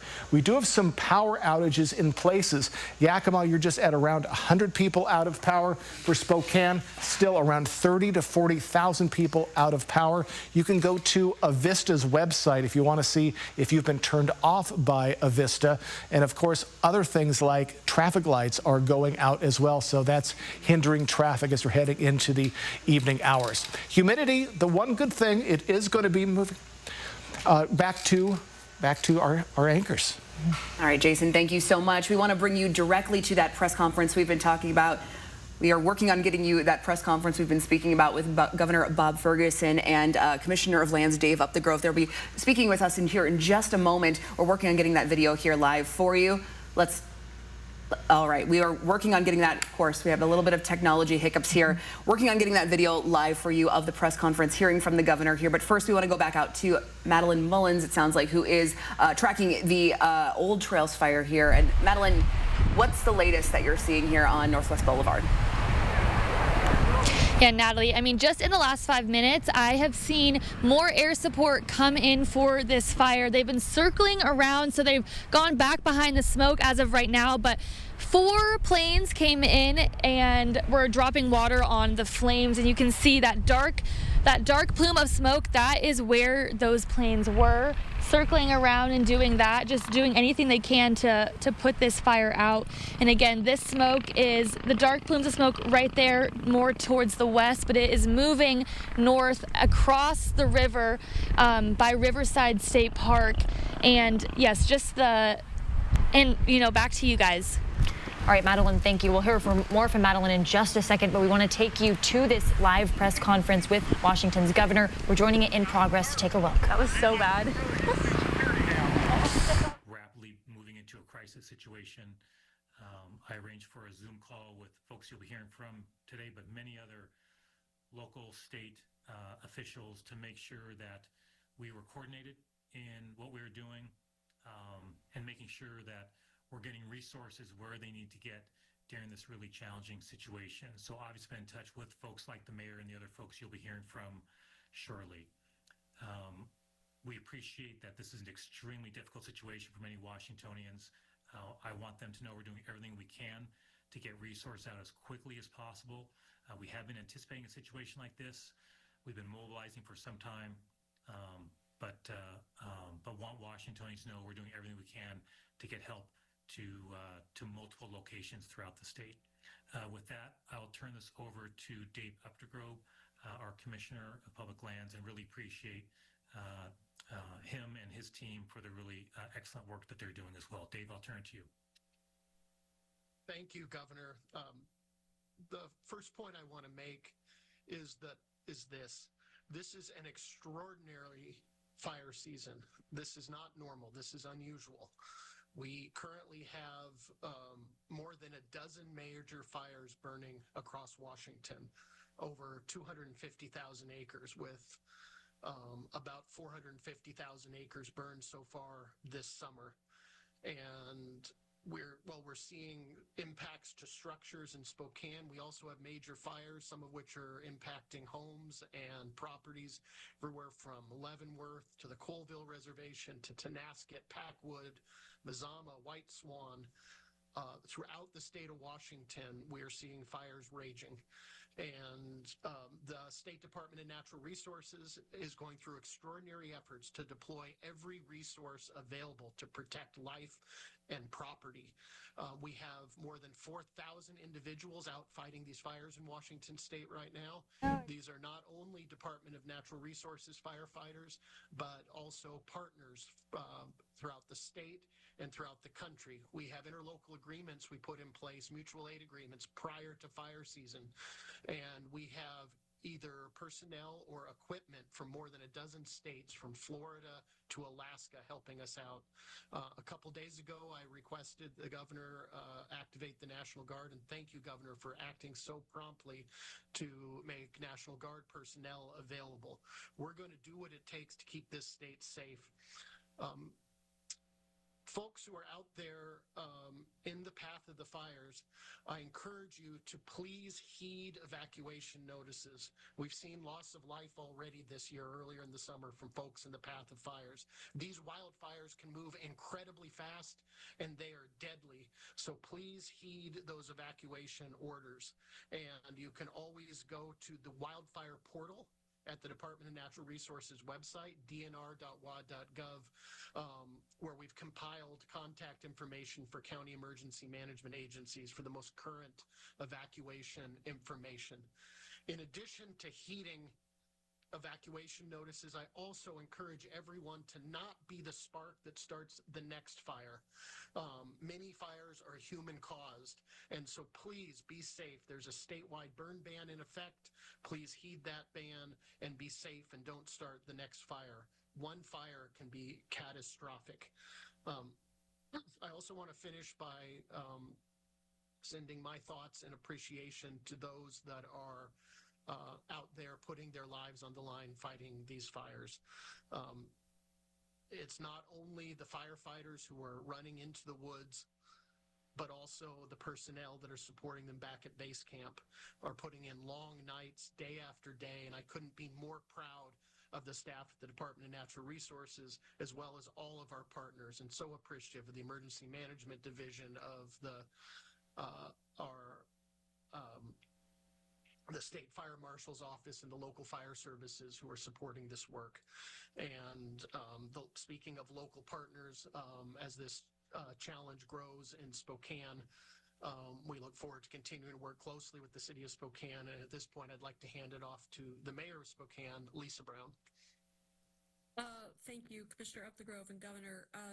The city of Spokane and the region of Spokane has several active fires right now, and what's significant for people to know is that the winds are volatile, and so we need everyone to be on alert. We want them to check the official sources at the state or county emergency management level or at the city of Spokane to find out if they are in an evacuation area, and please evacuate. If they are near an evacuation, please stay alert. And if they are not near an evacuation area, please stay off the roads because traffic congestion can really impede our response.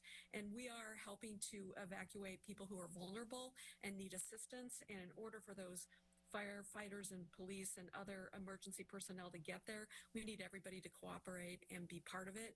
I'm very grateful for the coordinated response that's happening at the city, county, and state level.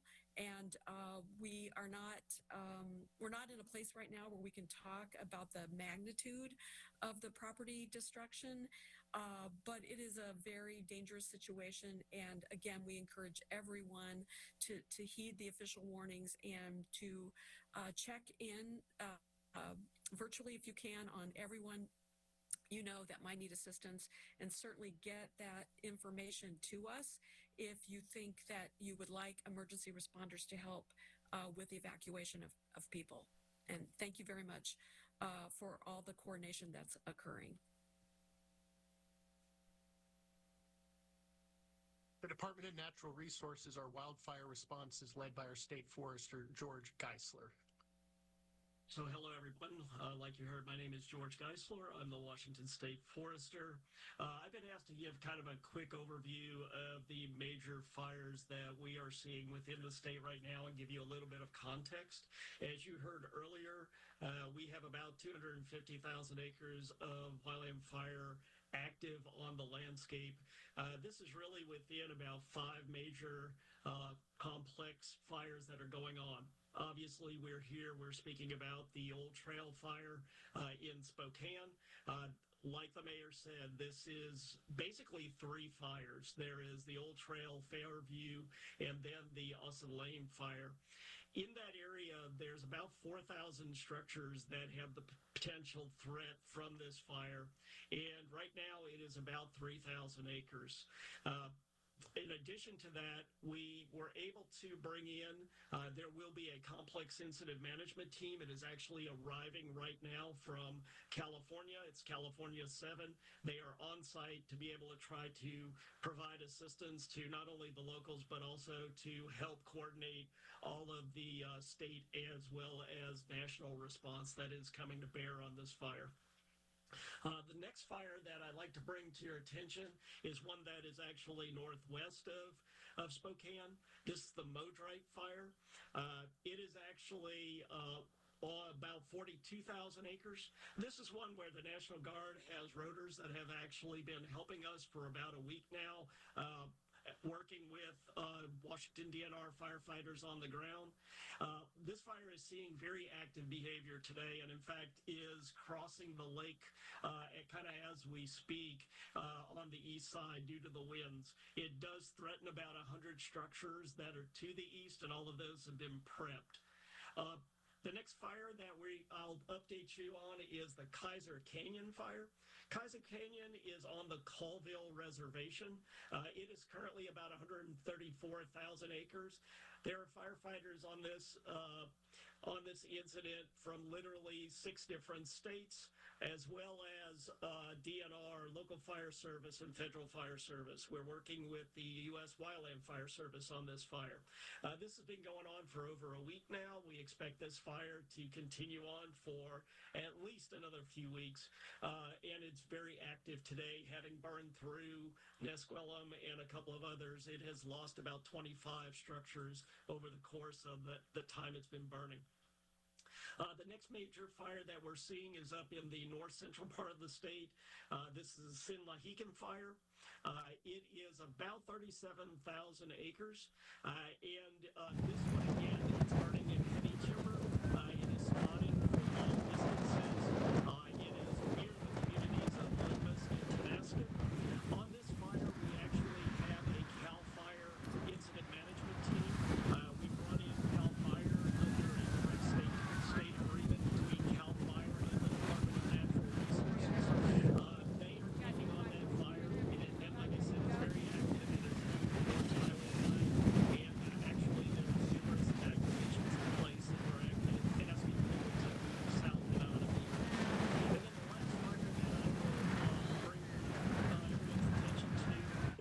as the Little Giant Fire.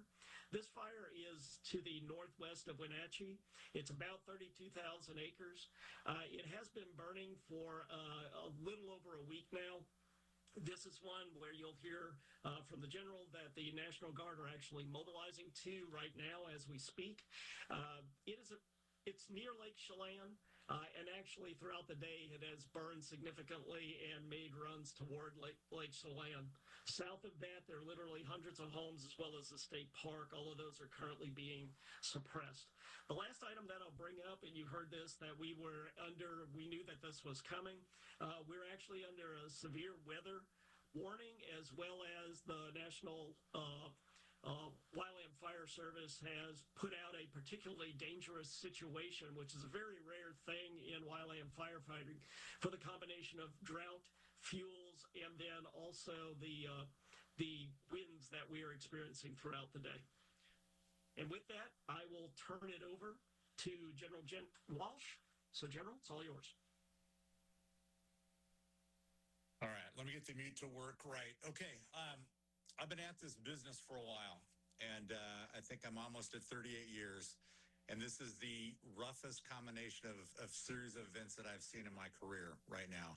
You've got fires burning at multiple locations around the state that George has talked about. You've got fires burning in towns. You've got level 3 evacuations like I haven't seen before. So this is a very dangerous and very complex series of events that are impacting Washington, especially on the Eastern Washington side right now. So here's what we're doing. So let's go back in the Wayback Machine for a minute. The governor, with some great foresight back in February, authorized me to do whatever I needed to do for fire season. So we'd already talked about moving out with the National Guard months ago. So I just want to assure everybody I've got all the authority that I need from the boss to take care of business right now. And I think that's very important to understand. We're leaning forward. We are looking at possible missions, and we are posturing the fastest we can right now to help Washington State. So here's kind of some of the things we're doing. We've talked about them briefly. We've got 3 helicopters right now up in the Deer Park area. They've been working this Modrite fire for 2 weeks now. And right now, the number one priority in our National Guard aviation is to create more pilots and create more flight crews and helicopters and surge the max availability that we can into the DNR system and help get after some more hot spots around the state. Second thing is I've got 110 firefighters right now up in the Plain, Washington area. We talked about the Little Giant Fire. That's pretty much every firefighter that I've got trained. I've got hundreds more available that can be trained. And again, it's a limiting factor on how fast we can train them, but I've got more folks in the hopper if we need them. But let's talk just a little bit about what's going on in Spokane. Having lived over Spokane for a number of years of my career, near and dear to my heart. It's a tragedy what we're seeing over there. I think when the sun sets and the sun rises in the morning, I think we're going to be in shock to see some of the scenes that emerge out of there. So just tonight, I've alerted and mobilized 2 different units of the Washington National Guard. One is the 194th Security Forces Squadron from Camp Murray. Those are professional law enforcement and security folks that are going to be made available to the city of Spokane and Spokane County to help in whatever manner that you need them. So traffic control points, evacuation assistance, you name it. I've also activated our 141st Security Forces Squadron right there at Fairchild Air Force Base in Spokane. Both of those units will be available, plus some Army units starting tomorrow for anything, again, that we need. So starting tonight, we're going to have 30 National Guardsmen no later than 8 o'clock tonight made available to Spokane to get after some business tonight. So, Governor, your National Guard is on it. We're moving out, and this is the time that we train for to help our citizens out. So that's it for me. Thanks, General. Brown, I think we've gone through all of our speakers. Is that right? That's right, Governor. Great. And then are you handling the Q&A part of this? All right, we have been hearing from our state leaders there on kind of the response that they're taking on a state level for the fires that are actively burning in our area. And we heard from people covering a lot of different areas when it comes to state agency response. Of course, hearing from Mayor Lisa Brown, Governor Bob Ferguson, and our Commissioner of Lands, but also some others there as well. And some important facts and figures to take away from that press conference. We've learned that combined, the Fairview fire in Meade, the Old Trails fire in Spokane County, and then that fire burning up near Stevens County, combined have threatened 4,000 structures. Yes. And 3,000 acres have been burned combined just in those 3 fires. And we do know that as of right now, we have lost homes in this fire. We're starting to get video into our newsroom of homes in our areas that are burning, just complete devastation, the worst case scenario for these people that are evacuating. Right now, we don't have exact numbers on how many homes have been damaged or destroyed by this, and we probably won't get that here for the next few days, as they're still actively in this firefight right now. But we do know about 4,000 structures total in combination for all 3 of these fires. Another big takeaway here, we heard from Mayor Lisa Brown. Obviously, our emergency responders are hard on the ground. They're helping people, and there's a lot of evacuations that are happening. If you have a loved one who needs help evacuating, you can call the emergency responders and they can do things to help. They can help assist in those evacuations, get your loved ones to a safe location. Say you have an elderly person that you take care of that needs a little bit of assistance getting out of there. There are ways that you can help besides going into the fire lines, because the last thing they would want to do is have someone else in there that would need to be rescued out of those scenarios. Another point of emphasis is to heed these evacuation warnings. These level 3 evacuation warnings might be your last prompt to leave your house safely. You can replace things, but you cannot replace you or your loved ones. And additionally, our fire season is far from over. So taking caution to not be the spark that causes the next fire, especially with the dangerous conditions that we're in right now. Absolutely. So lots of good information there, and we'll be keeping you updated here. We are not going anywhere as we keep you informed on all the fires that are going in our region. But for now, let's take a quick commercial break, and we'll be right here on 4 News Now. We'll see you right on the other side of this. Download the KXLY Plus app on your connected TV. The Pacific Northwest Food and Wine Festival is sponsored by 4 News Now and Jewelry Design Center.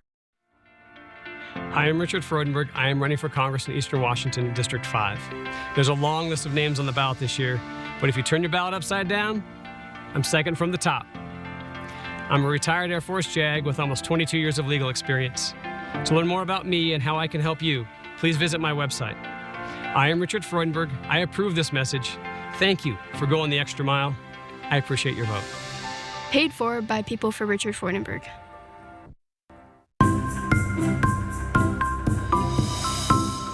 They are some of the hottest videos on social media. Those videos claiming to instantly get rid of bags under your eyes. Well, today we're going to see one for ourselves and let you be the judge. It's called Plexiderm, and lifestyle expert Annette Figueroa is here to tell us why she says this one is for real. This one is for real, and I'm so excited. We even have a video that the viewers can watch while you and I talk, so they can actually see how this works. And you'll notice the model has bags underneath his eyes and some sagging, and all he uses is a small amount on a clean, dry face, and that's how easy it is. All right, what's the active ingredient? Okay, so it's silicates that are minerals found in shale rock. They take this out of the shale rock, and what it does is it tightens and lifts the appearance of bags underneath your eyes. And as little as 10 minutes, no prescriptions, and very little effort. Even watching the video, this is a real, it's a model, but it's a real guy with real bags underneath his eyes. And I did this to my father. We were at home. I had the timer on, and we were screaming. 4 minutes, 34 seconds, completely gone. My real true opinion is holy words I can't say on camera. These lines bother me. They really do. And this is absolutely unbelievable. I mean, I could feel it just lifting my skin. It was amazing. It feels good. Feels great. Looks even better. And not only does it work on the bags, it works on the appearance of crow's feet, fine lines, and wrinkles. So it targets all those problem areas. So this would be a daily thing, or just when you want to like get rid of the bags and you would your morning routine? It absolutely could be a daily thing, but the way you want to do it is you want to have a clean, dry face. Use a small amount because it's so powerful. Apply it underneath your eyes, fine line wrinkles, forehead lines. You have high school reunions, you have events you want to go to, you want to look years younger, this is it. Plexiderm has a special offer for you. Right now, you can get Plexiderm for up to 50% off, plus get free shipping. Order yours at plexiderm.com or call the number on your screen. Beat the heat. Always water before 10 a.m. or after 6 p.m. Welcome back. We're about to show you some video that just got into our newsroom in the Indian Trail neighborhood that somebody took of a house burning down. Let's take a look at this right now. This was sent to us by someone who is driving through these areas now. As you can see, this is our first look on our newscast of homes actively burning. Again, this is on North Indian Trail. We've been telling you that we do know that homes have been impacted by this, damaged and destroyed. So this is our first real look at some of the damage and devastation that is across our Spokane area. This is from the old trail fire that, as we know, has been burning through this area today. We're also getting reports that there is active fire at the Dwight Merkel Sports Complex, that there are flames that are being seen there, and there's quite a bit of damage in that area as well. We have a crew that is on their way there, and we'll bring you updates kind of as we get them. Quite a few schools are in these level 3 evacuation places. We were talking about the VA Medical Center is in these areas, but just a look at some of the damage that is caused by the old trail fire right now. And I'm sure this is just first of some of the devastation that we'll be seeing in the newsroom in our next few days here, Mary. And besides the Old Trails fire, we're also monitoring the Fairview fire burning in Mead. That's where we're going to go live to next to check in with our Alexandra Cohen-Yarts. Evacuations are now in effect. They've grown a little bit since we talked to you last. Hey there, yeah, no, we're currently standing right off of North Market Street, and just while we've been standing here, just these last few minutes, we've been seeing this fire getting worse. We've been seeing those flames over there in the distance growing. It's very close actually to the north-south freeway. You might actually see cars even driving along there at what seems to be really, really close to those flames. Now, on top of the flames, of course, there is that smoke, which has just turned incredibly dark and really taken over the area here. You can see it all across the sky. As you're making your way here, you can see the smoke from all the different fires accumulating as well all over North Spokane County. Now, over to the left, you can actually see there's a recycling facility over there that's also been completely engulfed in flames over the last hour since we've been here. We've been seeing that burning, which just seems like a very concerning situation on top of everything else that firefighters have been dealing with. You can see over there that black smoke that's just going off from that recycling facility. A really concerning sight, and honestly quite terrifying, so close to all of these homes right here. Now, we're currently standing technically still in Spokane. This fire, though, has said to be burning in Mead. Now, Spokane County Fire District 9 gave some information on this about over an hour ago, might actually be 2 hours ago now, and at that time they said this was at 250 acres in size. However, I mean, we've been feeling that wind all day.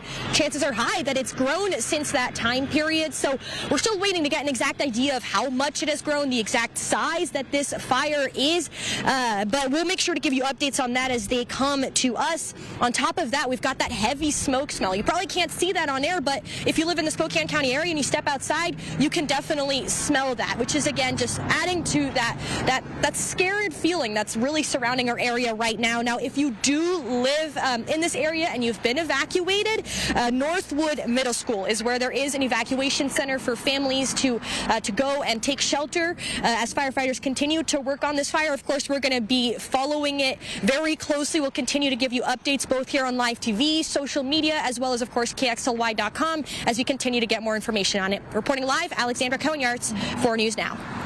Alexandra, thank you so much. You can just see the flames and the smoke there in that area for us. Again, that she is reporting on the Fairview fire that is burning in the Mead area. We wanted to bring you a new update that we just got sent to our news inbox from the American Red Cross. We've been telling you today about the shelter that was opened at the Spokane Falls Community College campus. That one is still open, but just due to the size and the amount of people that are evacuating here, a second shelter is now open at the Spokane Convention Center. So anyone who is in those level 3 evacuation areas, and anyone, or even in a level 2 or a level 1, can go to those evacuation areas. They have food, they have cots, they have resources for any urgent needs. So if you're just looking for a place to go, if you're driving and you have maybe you have a loved one who's driving away that just has no idea where their next steps are, that's a good landing spot to kind of get your bearings there.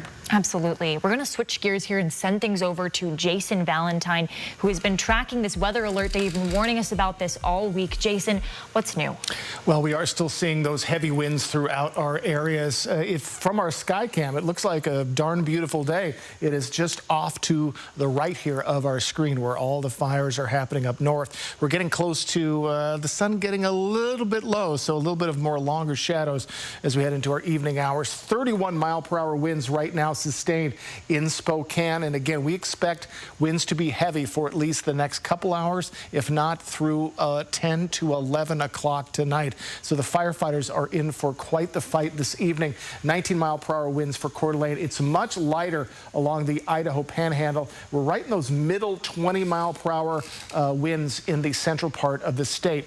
So wind gusts, this is where we're getting most of the damage. It has gone up in Grand Coulee to 38-mile-per-hour gusts there, 40-mile-per-hour. It's just sticking right there for Spokane into our evening hours, mid-20s for the Idaho region. And again, we're going to be dealing with these winds into the evening hours. And again, today, an alert day, and we're seeing exactly what we expected. Keep an eye out for that blowing dust and smoke if you're out on the roads.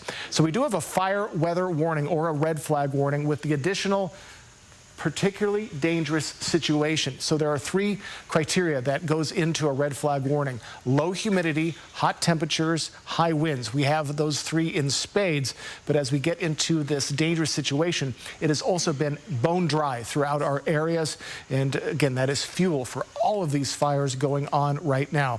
Hourly gusts. So as we get into, let's see, it's 6:48 right now, 7 o'clock, we expect to still be in those mid to lower 40s through the 10 o'clock period. Hopefully it's less than that, but that's what we're expecting. Then around that 30-mile-per-hour mark for our gusts into our 1 a.m. and then into the early morning for Sunday. We're going to be right around those teens. That will definitely help out any fires that are still raging on. So current temperatures, we are cooler than we expected. That is good news. And of course, we're going to be cooling down into our evening hours. We also have a cold front, a dry cold front coming into our area, cooling things down into tomorrow. So 82 right now for Spokane, 79 in Colville, pretty much right around that 80-degree mark. And again, fire threat is still very dangerous, extreme for the central part of the state, all the way to Colfax and Pullman, Spokane, Deer Park, Colville, critical as we're moving into the evening hours. Humidity, maybe the one piece of good news, is we are going to continue to see humid conditions rise as we head into our evening hours. And the more that rises, the less we have a chance of seeing newer fires come into the area. Again, that weather pattern, we have a low pressure system way up north, high pressure system down the southwest.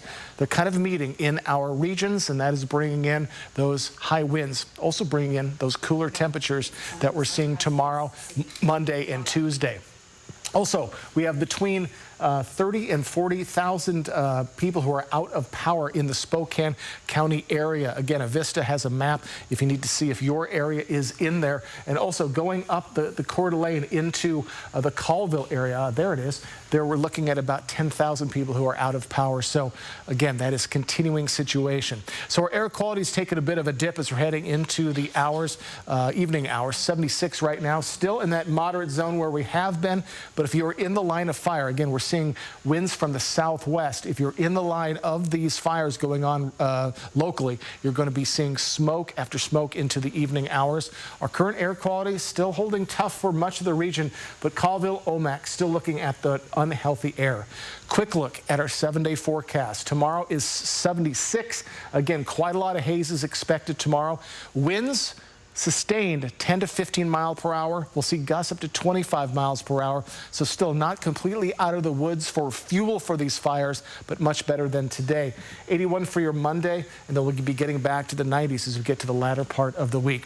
But folks, if you have a friend who lives alone, check in on them. See if they're doing okay or if they've been able to evacuate. Please do not do anything outside that could cause a spark. These winds will continue for at least the next few hours. Our fire danger is still at a high level. Jason, thank you. We want to take another look at our evacuation maps as they continue to change in our region. Yeah, we're monitoring these 3 fires today. We have the Old Trails fire that's burning in northwest Spokane, the Fairview fire that's burning out near Meade. But we want to take a look specifically right now at the Autumn Lane fire that is burning up near Suncrest, kind of in the 9 Mile Falls area. If we could get that up on our screen right now, take a look. We could zoom in that upper left-hand corner there at the Autumn Lane fire specifically. Now, since our last check, this evacuation map has grown as well. As you can see in the bottom right corner there, it is basically touching the evacuations that are in place for the Old Trails fire. Now, again, if you're looking at these evacuation maps, the boundary of the Autumn Lane fire, which is burning up near Suncrest, right along the Spokane River, Lynette up on the north, the end of Lupit on the south, Lake Spokane on the east, Willenwood on the west there. And so we have been monitoring this fire as well. As you can see, there are some level 2s that are above that main level 3 there. And when we're referring to these level 3 evacuations, these are the ones that are go now. These are the ones that you need to be leaving your home at a moment's notice and get on the road there. And those are all going to be the areas shaded in red there. And the Old Trails fire, which is the largest of the fires that we are watching today, this is the one that started earlier this afternoon around noon, started in the Airway Heights area, burned across the Spokane River, and is now, as we've seen, destroying homes in the northwest Spokane region right now.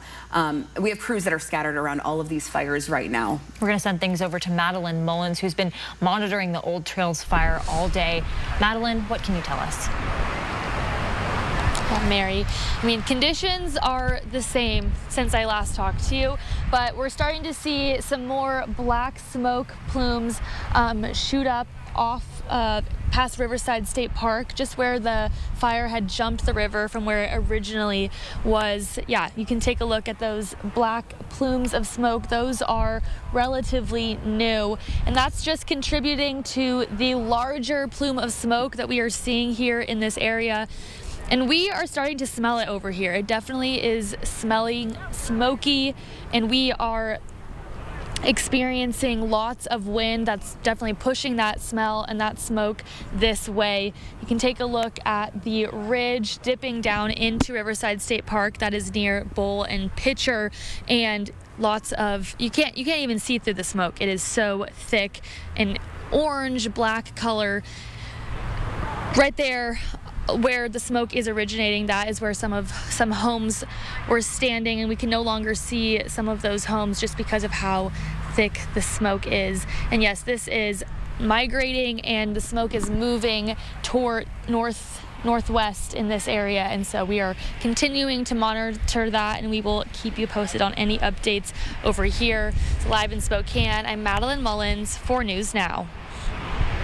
All right, Madeline, thank you so much. And just for some updated numbers, we just spoke to DNR officials. They're planning to hold a press conference in about 20 minutes here, and we'll be bringing you those updates when they come in. The Old Trail fire is now sitting at 3,000 acres in size. Our last update was 2,000 acres. So you can just tell how quickly that this fire is still growing. And we were told by our state officials that about 4,000 structures are estimated to be within all of these fires that are burning in our region. We just got a more precise number from DNR saying that that number could be as high as 5,000 just in the Old Trails fire alone. So just know that we are bringing you the up-to-date information as we get it here. And the vast destruction of this fire, as we're already seeing, is really growing here, and the winds are not slowing down to kind of help this out at all here. Absolutely. We're going to go now next to our reporter Sunny Day. She has been at the Spokane Falls Community College all afternoon into this evening, speaking with people who have evacuated. Sunny, what are you learning? What stories are you hearing? I've heard a lot of stories, and people here are incredibly emotional. I will say that in the past 20 minutes, I've seen at least 5 people being ushered into the shelter on stretchers. There are ambulances here as well as police. I've seen police help escorting people on wheelchairs, helping them pull their oxygen tanks. I'm not exactly sure where all of these people are coming from, but a lot of them seem to be in wheelchairs or carrying oxygen tanks or needing help medically. So behind me, this is the scene right now. As you can see, a lot more people have gathered here since we last spoke. Recently, in the last 5 minutes, I saw a prayer circle take place. I saw people holding hands, crying with one another, and giving each other hope. And there are tons of pets out here on the lawn. There's cats, there's dogs, rodents, birds, and there's just families everywhere, and a ton of people who are here seeking the comfort of one another who are going through something similar. The 2 men I spoke with earlier who were volunteering, who brought those cases of water, returned with more resources, and people are continuing to flow through as we're speaking. I'm seeing a woman being pushed on a wheelchair into the shelter right now. For more information, visit the city's emergency management Facebook page. Live from Spokane Falls Community College, Sunny Day, 4 News Now. Thank you so much, Sunny. And as we mentioned earlier, a second evacuation shelter has been opened at the Spokane Convention Center. Just as this fire continues to grow, as the need continues to grow, the Red Cross is responding and adjusting with it as well. Yeah, so no matter what level you are, if you're looking for a place to go, that's a great starting point here. We're going to toss things over to meteorologist Matt Gray this morning, who is taking a look at the fires not only burning here in our region, Matt, that we've been talking about, but Yeah. We're not alone with dealing with these fires. No. This is a whole region-wide issue here. So in addition to monitoring the smoke here locally in the Spokane area on live radar, we've also been watching smoke in other areas with monitoring local emergency management Facebook pages in other areas as well. So we're going to give you a bunch of little updates here for some areas that kind of fall outside of Spokane County. We will start, though, very close to home. So we have this fire Natalie and Mary have been talking about on the other side of Long Lake from Suncrest. There have been evacuations on that side of the lake. Well, now in the Suncrest area, there are level 3 evacuations. I believe these go all the way up to, these go a pretty significant distance here, all the way up here to Stone Lodge Road. So it's this whole section here along Highway 291 that is under a level 3 go now evacuation here. They are asking you that you go to the shelter in Chewelah. No, this is a little bit of a distance for people in Suncrest, but obviously, I think we are all aware Spokane County is a bit overwhelmed, so that is what they were saying on their Facebook page, asking people evacuating here to go to the shelter in Chewelah. And you can see that smoke, especially in the south side of the Suncrest area, coming across the river, potential for embers to fall into the Suncrest area. We are going to head further to the north here. We have another smoke plume that we just spotted here on radar. This is right across the river from Fort Spokane. So if you were in the Fort Spokane area, or to about as far away as around Enterprise, the Peters Road area in Stevens County, then this is something that you have to keep a very close eye on here, because this fire is now going to become active here. And once again, this is on the other side of the Highway 25 bridge from the Fort Spokane area. Still trying to find details on this. As you can imagine, everybody is getting a little overwhelmed with all the fire activity, and I would say even that's the folks whose job is to fight these. There's just so much going on.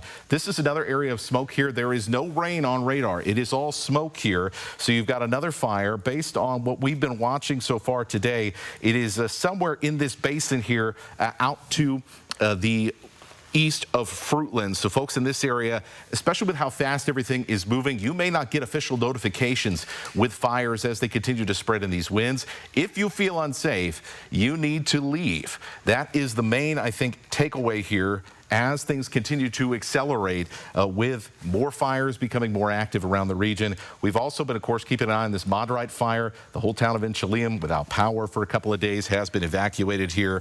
And I'm going to switch over to satellite hotspots. They are a little bit dated. I think we're coming out about over an hour old here, but they do give you an idea of where these fires are seeing the most activity, where the hottest the most heat is being picked up by satellites. That doesn't mean that everything in these red box areas is burning, but what it means is that there is fire in these areas. And so the firefighters, they're hanging on there in Inchelium, trying to protect the town from this Moderite fire, which has been seeing explosive growth over the last couple of days.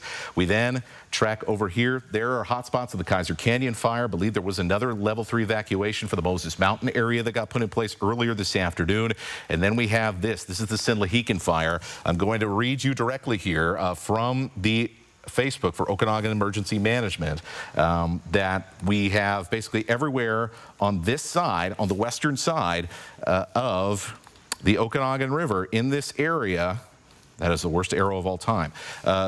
Everybody on the west side of the river here is now under go now evacuations here all the way up to where this fire is burning here in this Tenasket area. The town of Tenasket itself is on the other side of the river. As you can see all the little houses and towns and things like that. Tenasket is under a level 2 evacuation notice. In other words, be ready to leave at a moment's notice. The winds are gusting very strong right now. We've seen some gusts at the 50 miles an hour along this ridgetop in the Enterprise area, and this is going to be blowing embers and flames and things like that along these mountainous areas and around the Aeneas Mountain area and heading towards the Tenasket area. So that is why along the Okanagan River, on the west side of the river, it is a level 3 go now evacuation order. Tenasket under a level 2. That has been the case here, I believe, over the last couple of hours. If we take a big zoom out, you can see there is also, and this is important for us from a different aspect, you've got this Little Giant fire out in the Cascades. That is an enormous run that it has made. It is trying to make a push in these winds all the way towards Lake Chelan. Why is that important to you sitting at home? Well, this is producing a ton ton of smoke here. And as we head into later tonight, we're talking with the folks at the National Weather Service. They're thinking as we head towards about 9 p.m., we're going to start to see some of this smoke from these fires as the winds begin to shift a little more out of the north, begin to push their way down closer into the Spokane and Coeur d'Alene area. Plus, these fires are all going to experience that wind shift as well. So we may see fire growth in different directions. That is part of the reason why, in many cases, these level 3 evacuations, they are very large and very broad compared to where, in some cases, some of these fires are actually burning. There's a very good reason for that, because this wind shift is going to make for some erratic fire behavior. And in fact, I think we could see a little bit of that already. You can see the backside of this little giant fire smoke plume. Notice how the back end of this is starting to move in this direction here. So we are already starting to begin to see that process, and we still have some time to go here before these winds calm down. It's really going to be after we see that wind shift that we'll start to see those winds step down as we go through the night. Natalie, Mary, back to you. Thank you so much, Matt. And just a reminder, we're waiting to hear an update from DNR officials on the ground for just some updated numbers about this Old Trails fire. That's coming to you at an estimated time of 7:15 this evening. Our time right now is 7:03. We are going to take a quick commercial break here, and we'll be right back with more fire coverage of everything burning around the radio or around our area. But first, we want to let you know, if you are watching our broadcast, maybe you're streaming it, or if you're watching it on your TV, if you need to leave, or if you need to get in the car for some reason, or maybe you can't access a television, we are broadcasting this over our radio as well, AM 920 and 100.7 FM. You can listen to this broadcast and our alerts right there on your radios as well. So just an update. We have lots of different channels that are giving you updates today, so that's just one other area you can hear those from us. We'll be right back. Sign up for the 4 News Now Daily Local at KXLY.com. Who's behind Nate Powell? A secretive pack that hides its donors. Same playbook everywhere. Recruit a local and hand him a script. Who has contributed? Data center builders, hedge fund traders, Silicon Valley billionaires. They have poured more than $500,000 into our district. Independent? Hardly. Bought and paid for. Dark money Nate Powell. He isn't who you think. I'm Michael Baumgartner, and I approve this message. How many times has something broke down, but the right size tool is nowhere to be found? What you need is Red Dog, the amazing universal socket tool that fits, grips, and tightens virtually any fastener. And now may be your last chance to get one before they're gone. Look at all the different sizes and shapes, nuts, bolts, and screws. Any head will do.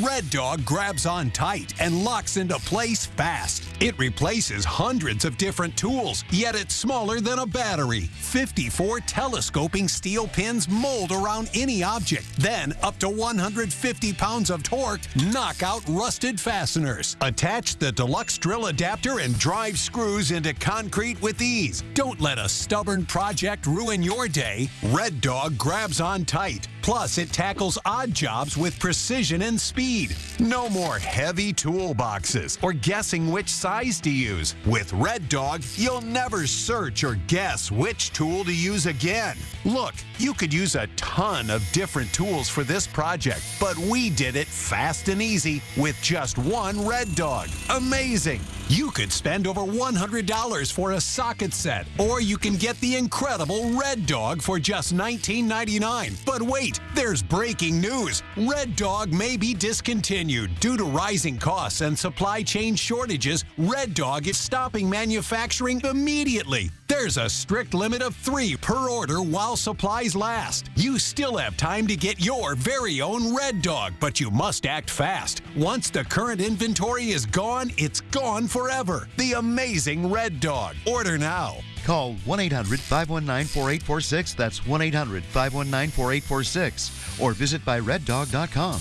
So call 1-800-519-4846 now.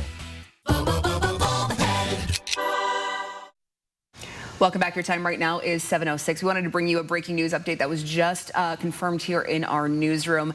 We have seen the devastation of the Trails fire, the Old Trails fire that's going through Northwest Spokane right now. We have a crew that just arrived at Dwight Merkle Sports Complex, where they can confirm that fire is doing some significant damage at that complex right now. We're working to get some visuals sent back into our newsroom for you, but that is something that we were able to confirm by our crews on scene. It's one of the thousands of structures that is under threat in this fire and currently burning at this moment. We also want to remind you that there are several evacuation shelters that are set up. One of them is at Spokane Falls Community College, but the other one is going to be at the Spokane Convention Center. That one's going to open up in just under 30 minutes here. So if that one is closer to you or in any way more efficient or better to go to, you can head to that one as well. But let's head over to Spokane Falls Community College, where our Sunny Day is joining us with another person that she's met, sharing their story. Yes, I'm here with a communications manager at American Red Cross. This is Kristen. Kristen, can you please tell me a little bit about the kind of people here? We have seen an array of people. We have young children, babies, to elderly who have very specific medical needs. We have needs of all different kinds, and so we are really relying on our community partners as well as our volunteers who have specialized skills like nursing, pharmacy, and mental health resources to help with this need. And I mean, also we have a ton of dogs. We have cats. I saw cages with hamsters and gerbils. And so that is what we're wanting. We want people to bring their pets here. And you can see there are a lot of people, and they listen to those evacuation orders, which is so important for safety. Yeah, there are so many people here. A few minutes ago, you were talking to me about the other organizations here that are helping out, that are local. How important is it to have their help? What does it mean to you? I think it really just highlights the Spokane region. It is one that's oriented around community, right? We have amazing community partners. We're allowed to open the shelter at the community college. We have security. We have so many different transit stations that are helping us. We have paramedics that are coming, as well as people just coming in saying, how can I help? And that is so important. We have partners that help with bringing crates. We have partners with medical skills that help us. And it's important to know that all of the volunteers right here are also from Spokane, and they are working on their own evacuations as well. And so that's what I think it is to be in Spokane. I just talked to a man who brought his elderly neighbor who had to evacuate, and that's what it says about this community, I think.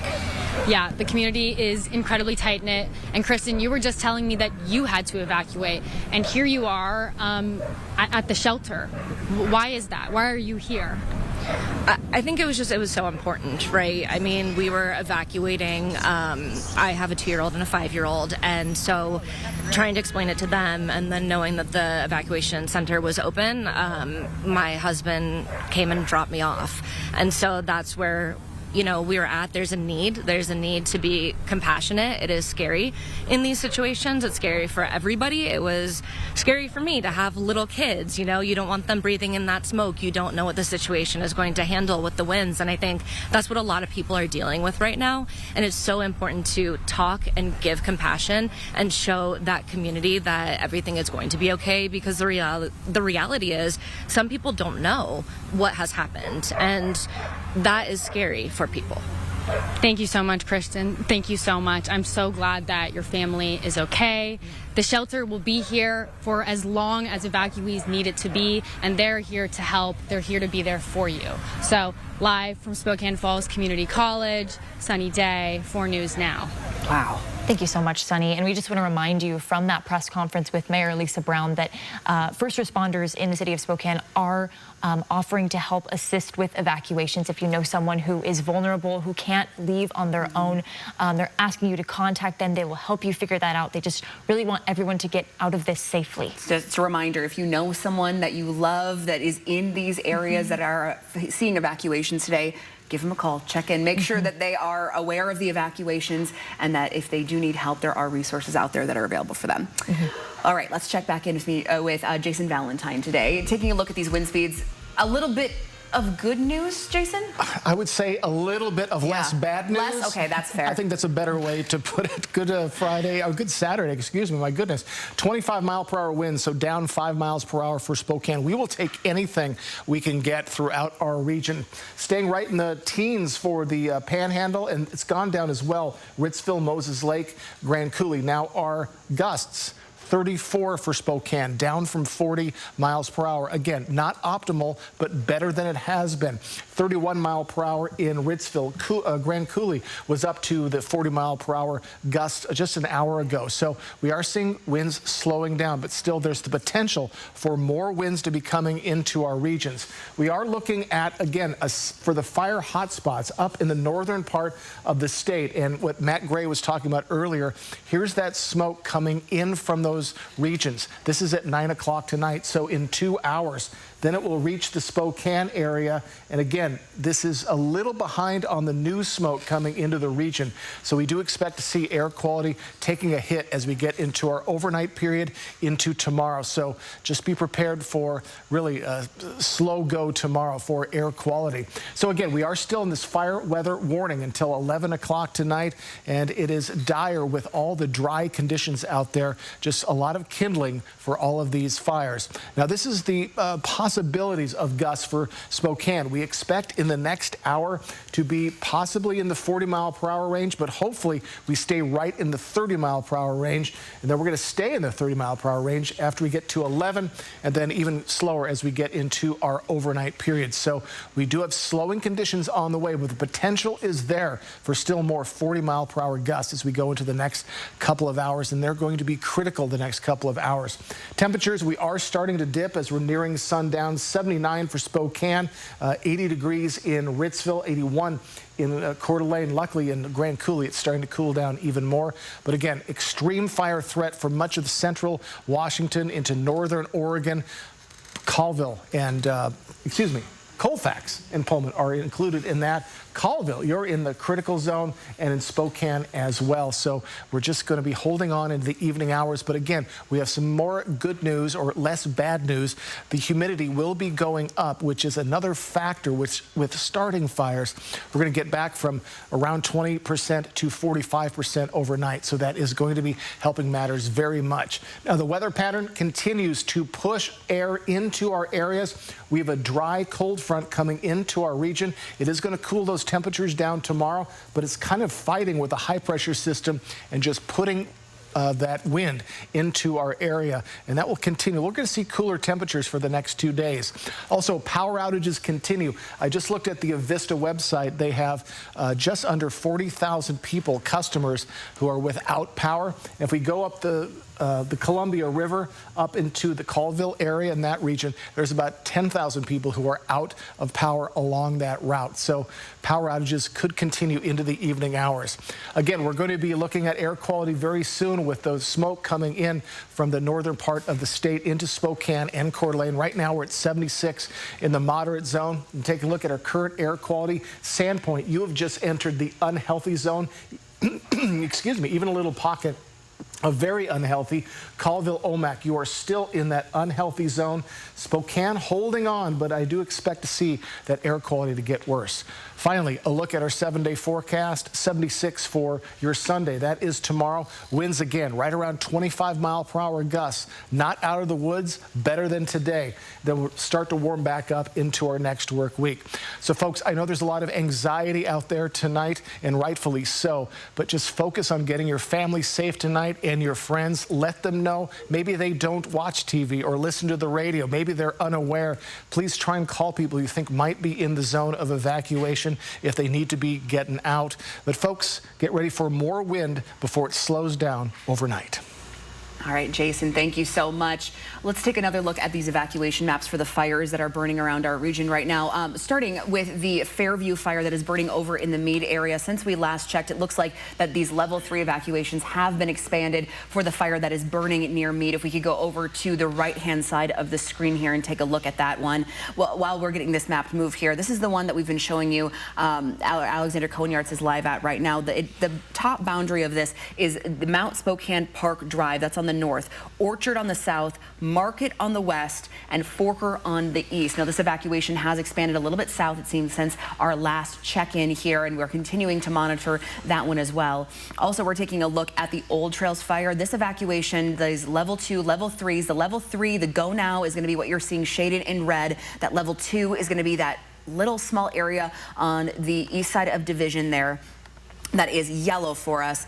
Still, evacuation levels starting strong here. You can see where it started around noon today over in Airway Heights, started in Northeast Airway Heights before burning through the Riverside State Park area and then jumping the Spokane River, and is now impacting homes, families, so many structures in the inland Northwest and Northwest Spokane here. Again, we are seeing video of homes burning in the Indian Trail neighborhood due to this fire. We're seeing right now, we're getting reports that Dwight Merkle, the sports complex, has been damaged by fire that has gone through that area as well. We have a crew just arriving on scene there. So this is something that we are still working to confirm a lot of details about. We are also monitoring the fire that's burning near Suncrest. This is the Autumn Lane fire.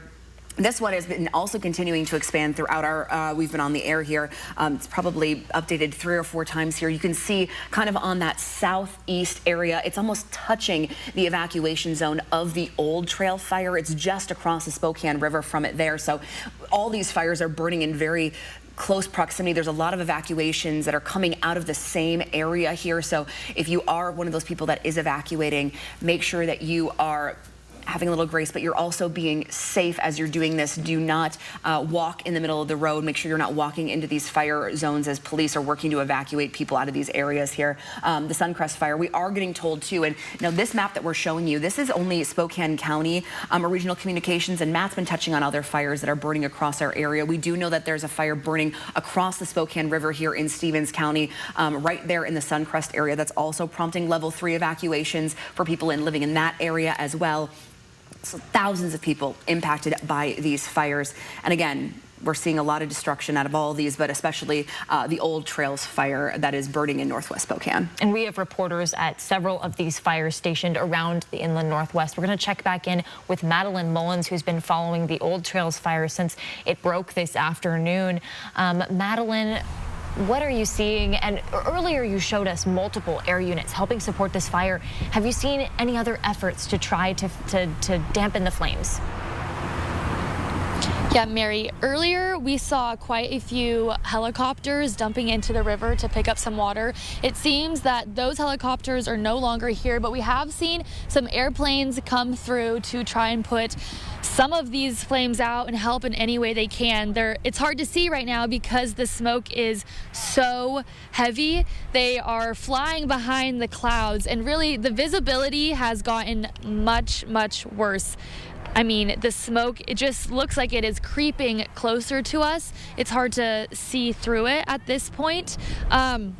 If you can see over on the ridge right there, that is the area of where the Dwight Merkle Sports Complex is, and we know that that has been burning. Now, I'm here on Northwest Boulevard, so not far from that sports complex and not far from the evacuation areas, and many of the people that are sitting along this road have had to evacuate themselves, and they're just telling me how scared they are with not much knowledge about what has happened to their homes, and commenting that even if it's not been damaged by the flames, it's probably damaged by the smoke just because of how heavy the smoke is and how long it has been just sitting in this area. And we will continue to keep you posted on this as this fire progresses. So live in Spokane, I'm Madeline Mullins, 4 News Now. Madeline, thank you so much. I mean, you can just see the amount of smoke that is coming off of this fire, and you can hear sirens still in the background. She's on Northwest Boulevard there and just continuing to monitor the situation. We did bring up early in this is not even a newscast anymore because we've been on here for so long giving you updates here, but that we have been hearing reports of damage at the Dwight Merkle Sports Complex. We have confirmed with Spokane Police that it has caught fire. We have a crew that is there now. This is a video that they just sent back to us. It's hard to tell just the amount of damage that has gone through here at this point, but you can just see the amount of smoke and just the kind of the smoky, thick smoke that is in this area right now. Again, Spokane Police confirming that the Dwight Merkle Sports Complex in Spokane has caught fire. We also are hearing from our team that's letting us know that that presser with the Department of Natural Resources is starting right now, giving an update on these fires burning in our region. So let's take a listen to that. To help support this fire. That's about all I have, guys. Can you say if any of the structures are homes? We have not been reported what type they are. We just know there have been many structures involved in this incident. Has it been difficult with all the little spot fires all over the place with the resources? The rapid spreading of the fire spot fires has been one of those things that's been causing a lot of spreading of the fire, and it does always give challenge to the firefighters. Are there any areas that you guys are focusing most on right now? The primary mission is life, structure protection. And so wherever those two things are, those are the #1 priorities for the firefighters. Can you say at which point it jumped the Spokane River? Sorry, I don't know that. Can you talk about the preparation for today? We knew it would be a day with high fire danger. I think Ryan, I'll give you his number, better answer that. I wasn't involved with that. That's it, sorry. Anything else? That's it? Okay. Good? Okay. I haven't been here that long either. But you guys better come take this stuff. Let's jump. All right, well, we are just hearing from our DNR officials there as they're giving our reporters on the scene just the latest information on the fires that are burning here in our area. As you can see, there's still a lot of unanswered questions when it comes to the fires that are burning here. And there are things that we won't know as far as how many structures, what kind of structures are involved in this until it's safe for our crews to go into these areas and really assess the damage here. Yeah, he mentioned there that spot fires are what are contributing to this fast spread of these wildfires that are moving through our region. And that's why we declared today a weather alert day, because all the conditions that are combining to really just make it the perfect storm for these wildfires to spread, not only starting new ones, but contributing to fires that we've been tracking since the beginning of fire season. And that's one of the things that Matt Gray is tracking on his radar. We're going to send things over to him now. Matt, what can you tell us? All right, well, yeah, I've been tracking the smoke on radar, talking about areas where we could see embers from some of these smoke plumes. We're tracking a little bit of everything. I do think we're about to see some sort of burst of wind in the I-90 corridor, especially in western Spokane County. It may be a little bit hard to see, but I've circled this area and I want to watch it through this animation. You can see as this goes across Lincoln County, you can see this little shadow area. So this is an indicator that we've got some blowing dust here that's moving across the area. A lot of times we get some stronger winds that come along with that dust here. We're likely going to see a drop in visibility, at least a little bit, moving right now, likely into parts of Medical Lake, Cheney, into the Reardon area, and eventually out here onto the West Plains. So potential burst of wind. Might likely see a little bit more smoke production here coming out of these fires that we're watching, and we will see a drop in visibility here fairly closely. So I'm going to try and see if I can spot this on radar, because usually when you're seeing something kicking things up, and look at that, there it is. So you can see the dust front moving through the Davenport area and then spreading out as it heads towards Reardon. Let me see. I'm going to put on a different mode of the radar and do a little bit of filtering here live, so see if I could get a little bit of a better idea of kind of what's going on. It can be difficult when it's approaching the radar site to see some of these features sometimes. And yeah, so this gives me an opportunity to go over this, to give you another view here. So this mode of the radar used to detect how round objects are. So rain is a round object on the radar, and smoke is not. And so you have these little areas here in this animation. You could see that, yes, indeed, what we are tracking on radar are smoke plumes, not rainfall. And also it has that very distinct, you know, the edge stays in one spot and then the tail of it gets a lot longer. With that in mind, let's switch back to the regular radar mode here and talk about some of these fires over the last hour right across the river from Fort Spokane. This is a new wildfire. This one looks like it is growing quite quickly. So folks around Fort Spokane, look, everything is moving really, really fast. It's faster than we can keep up with. It is faster likely than many fire crews, especially these smaller departments, can keep up with. If you feel unsafe, you need to take the matters into your hands and leave if you feel unsafe. I think that is the best advice that I can give to anyone here as we go through the rest of this evening. You got another fire here out to the west of Fruitland. We're seeing that on the radar as well. If you're seeing dark skies over Chewelah, that is where that is coming from. We're also seeing some combined here from the Modrite fire, which is still burning to the south of Inchaleem, and firefighters trying to hold the flames away from getting into the town. We then look here at another place, seeing evacuations around Suncrest and areas around Charles Road on the other side of Long Lake. This one also looking pretty active here over the last hour here. The areas in the yellow signifying some very thick smoke. That's the kind of stuff where you can see those big embers that are then being flung downwind. It's like I don't know how to describe it. I guess like, you know, if you're spinning a sunflower seed or something like that, that's the kind of issue that we're seeing where these fires, they're throwing up all these embers in the atmosphere, the wind picks it up, and then they drop down, and you've got these glowing hot embers that start new fires. And that was what Mary was talking about, spot fires. They're spotting ahead of the fire. So it's another fire that these fire crews have to deal with.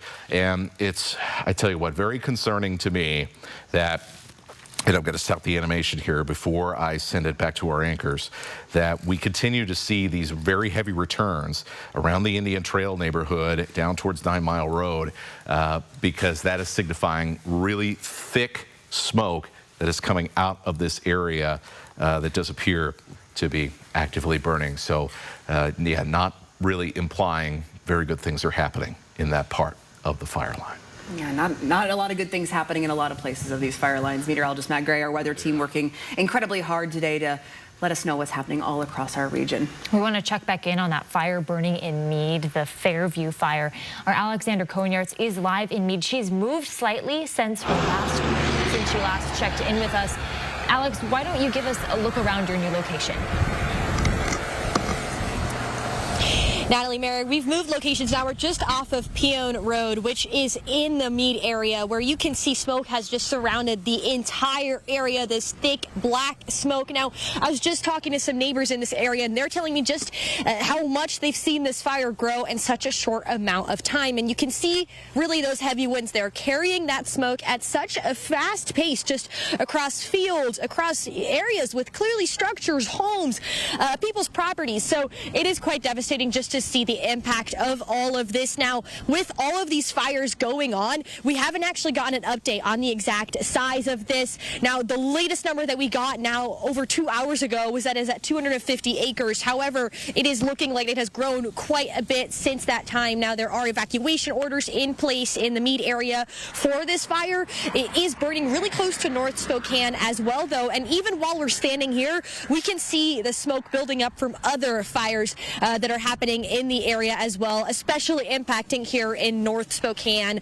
County. Now, we have updates as well on our website when it comes to these specific areas where you can go and go if you have been evacuated from this fire. Now, we are told that there is no longer an evacuation center at the middle school. However, there is at SFCC as well as the convention center. So you can go there if you do need to seek shelter, if you have been evacuated for your home. Of course, make sure they're staying safe. Make sure that you're checking on your neighbors, checking on people that might be alone at this time, and really just being with the community at this time and following those evacuation orders as well. If you have been in that Go Now area, stay up to date right here live on TV as well as on KXLY.com for the latest on those evacuation orders. Reporting live, Alexandra Konyartz for News Now.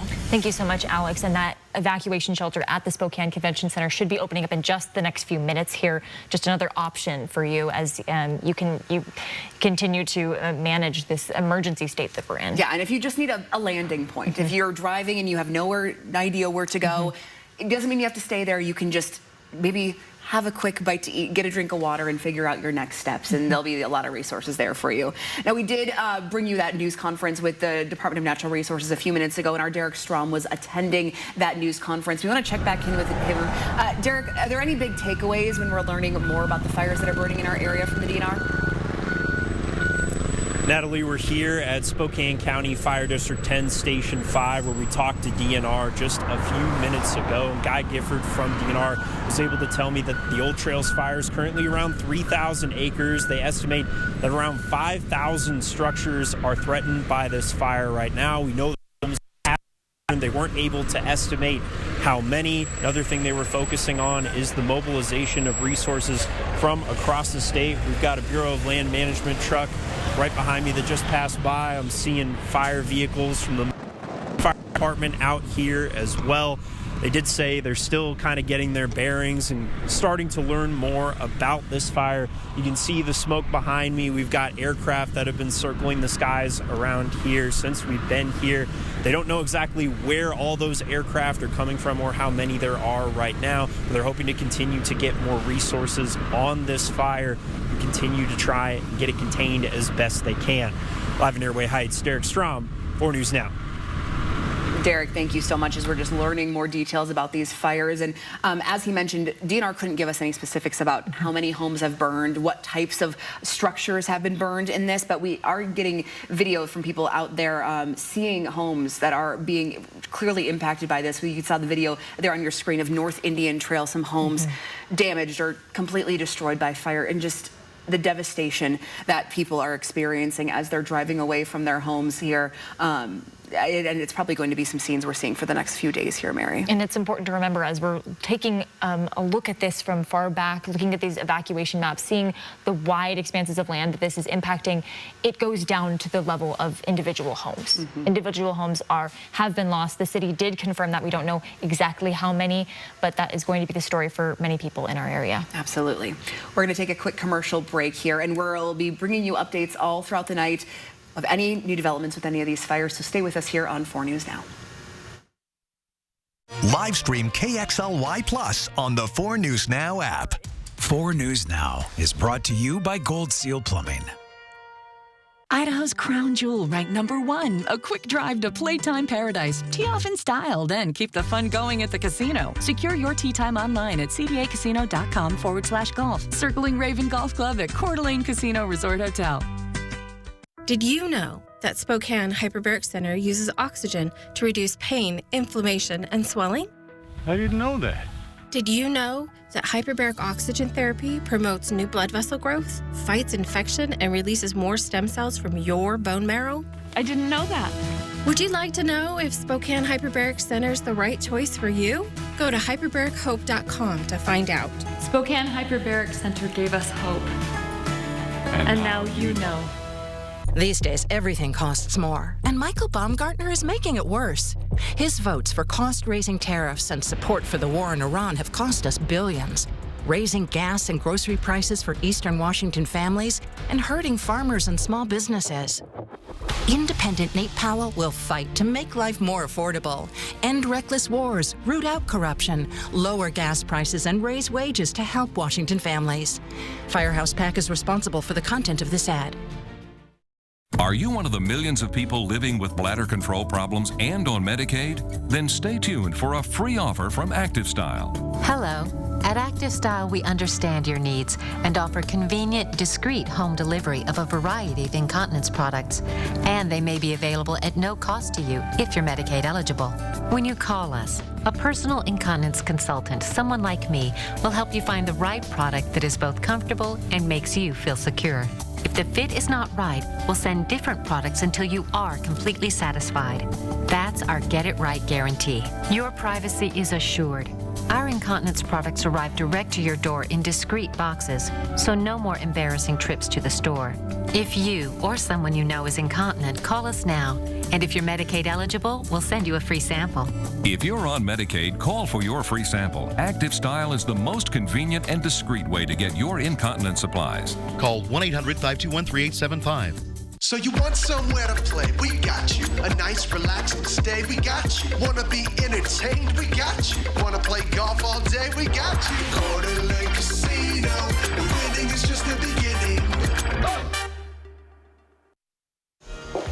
Welcome back, everyone, on this special edition of 4 News Now. Let's take a look outside, and again, our camera is shaking from those heavy winds. We are nearing our sundown, and that should really illuminate what the situation is for these fires that are throughout our region. So wind speeds 25 miles per hour right now for Spokane, still threatening to be higher than this as we get into the next couple of hours before it'll start to slow down as we get to our overnight period. So still high fire danger going into our evening evening hours.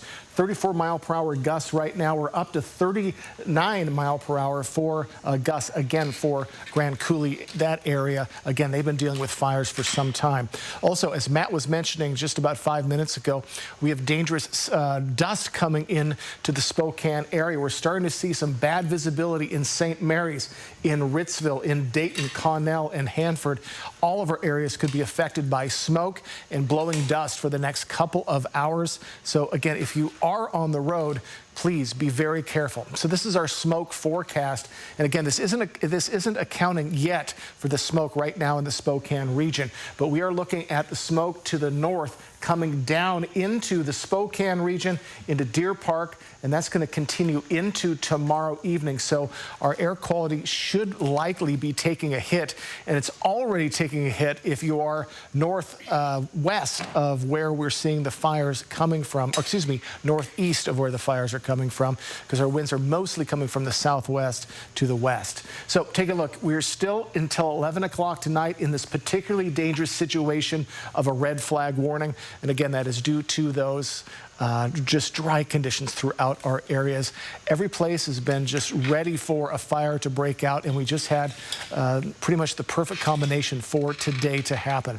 So our hourly gusts, we still have the potential for Spokane to be in the lower 40-mile-per-hour range for our gusts. Right now, we're in the 30-mile-per-hour range. Then 11 o'clock to 1 a.m., we're going to slow down a bit, start to slow down, and by the time we get to our overnight period into tomorrow morning, we're going to be right around 15-mile-per-hour gusts. So that means about 5 to 10-mile-per-hour sustained winds.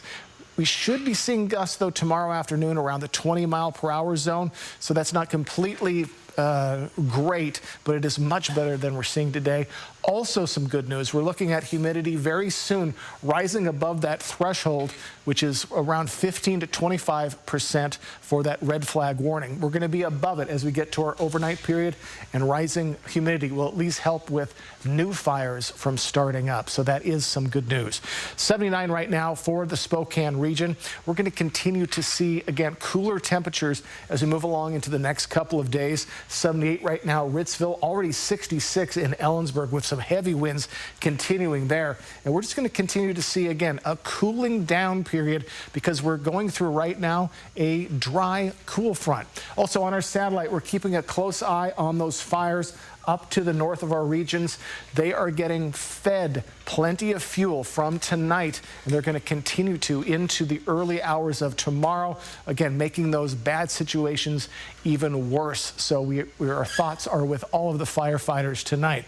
Power outages. We have, again, just below 40,000 people out of power in Spokane County. Avista just looked at their website. That is what they're around 39,000 people out of power. And again, for up north, up to the Columbia River, we're looking at about 10,000 people along the Columbia River who are out of power tonight. So right now, our air quality is at 76, still in that moderate zone. We are probably going to be getting worse as we move into our evening hours with that dust and with smoke likely coming into our regions. Take a look at our air quality right now. Again, Sandpoint in that unhealthy Colville, Greenwood area. Omak actually improving as we're moving into the evening hours with those heavy winds. Again, we're going to keep a very close eye on it because it is going to change on a dime. So 76 tomorrow. Again, cooler temperatures for your Sunday and Monday, which could be good news for firefighters, helping them fight these fires if they continue into tomorrow and into our work week. As we move into our work week, we're going to warm back up with plenty of sunshine expected. Of course, how much we see depends on the smoke. So, folks, it is a dangerous, we're still not out of the woods. We have more hours of dangerous fire danger. Please take every precaution you can, and remember, be safe if you're heading outside. Back to you guys. All right, Jason, thank you so much. And speaking about going outside, we want to bring you an update from the city of Spokane right now that is cautioning people, advising people not to drive after 8 p.m. tonight, putting out a message saying that these winds will be shifting and visibility here in Spokane is going to become very limited. They're asking people, unless you are evacuating, to please stay off the road after 8 p.m. tonight. If you must drive, make sure that you're being cautious and there's enough space between you and the vehicles all around you. But the city of Spokane actually asking people to stay off the roads after 8 p.m. Due to the visibility that's going to be really impacted by all these fires here. And our Madeline Mullins has been tracking that visibility just getting worse and worse and worse from that Old Trails fire burning in Spokane County. We're going to send it back to her live.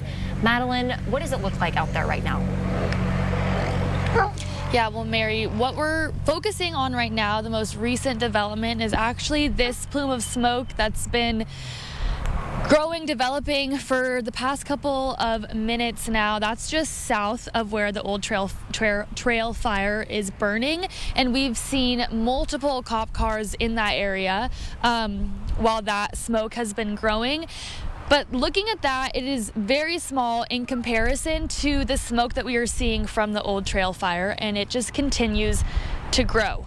And especially as the sun is setting right now, I mean, you can just see how expansive it is and how large of an area this smoke is covering. We are looking at the ridge, which used to have a lot of visibility, and now we can't see any of the houses there because of the smoke. And then more to the right side of your screen, which is closer to where that Dwight Merkle Sports Complex is, and lots of homes and neighborhoods over there, and black smoke continues to shoot up in the air. And I've spoken to many people who have evacuated who just have no idea what the status of their home is, very concerned about if it's burned down, what the damage looks like, and really no knowledge of what's going on in there other than the fact that they knew they had to evacuate and get out. So this is impacting lots and lots of people in our community. And you can just see, again, the smoke that's covering and blanketing that area. It smells smoky over here. So we will continue to keep watching this live in Spokane. I'm Madeline Mullins, 4 News Now. Madeline, thank you so much. And I guess there's your perfect example of the conditions that we're going to be seeing throughout the night here. Again, City of Spokane asking people not to drive after 8 p.m. tonight if they don't have to. And if they do, just be very careful. Absolutely. We're going to take a look now at some video that's been pouring into our newsroom throughout the day from these fires around our region. You can see the view that people have from their own homes. We know so many people have been able to see this smoke, smell this smoke, as this fire has really just ballooned across our county. You can even see some of the air support there going in to fight that fire. Going in to fight that fire here. This is, like Mary said, the sight that a lot of people are seeing today from their homes as they're making their way away from their homes, or maybe they're looking out their window and updating evacuation maps as they've been kind of developing throughout the morning. I know that's what we've been doing here in our station. So yeah, again, if you are in any of the evacuation areas for the Fairview fire, the Old Trails fire, or the fire that's burning up near Suncrest, do not take these evacuation warnings lightly. These fires are fast moving, fueled by our winds, as our weather team has been talking about all day today. We'll be seeing these huge plumes of smoke throughout the day here as they work to kind of get these fires under control, and it still might take a while for that to 100% happen here. As of right now, our last update on the Old Trails fire, that's that fire that's burning out of Riverside into northwest Spokane, 3,000 acres. At least 5,000 structures in that area could be impacted by this fire there, and it's just a devastation that we're already seeing here. And if you do need to evacuate, there are a few places that you can go that have already been set up. One of those is at the Spokane Convention Center that was just set up in the last 15 minutes or so. And the other one is at Spokane Falls Community College. That's where we're going to go live next to with our Sunny Day. She's been there all afternoon into the evening, meeting with many people, sharing their stories. And Sunny, I guess, what's the latest? The latest is that there are about 10 large buses here, and STA staff who are on site right now tell us they're moving everybody at this evacuation shelter to the convention center because this shelter has lost power. As you can see behind me, there are tons of people starting to flow out, and there are a lot of people on the lawn, and they tell me that that's because it's especially stuffy inside because of the loss of power. There are police here helping to escort people, but right now we are watching people walk onto these buses and head to the other shelter. Now, that does not mean that this shelter is shut down. It's still open. People are still coming, but they are starting to move everybody to a different shelter and letting people know who are arriving that the other shelter is really the preferred one because that place has power. So if you're looking for any updated information, look at the city's emergency management Facebook page. Live from Spokane Falls Community College, Sunny Day, 4 News Now. Thank you so much, Sunny, for that important update. Just to recap, the power is out at Spokane Falls Community College, so everybody is getting on those buses to move to the Spokane Convention Center. Yeah, so if you are headed to an evacuation center, they say Spokane Falls is still open and will still be taking people, but they currently are without power right now and are working to move the people that they do have in their area right now. Let's take another look at these evacuation maps that we have been referring to this all throughout our day here.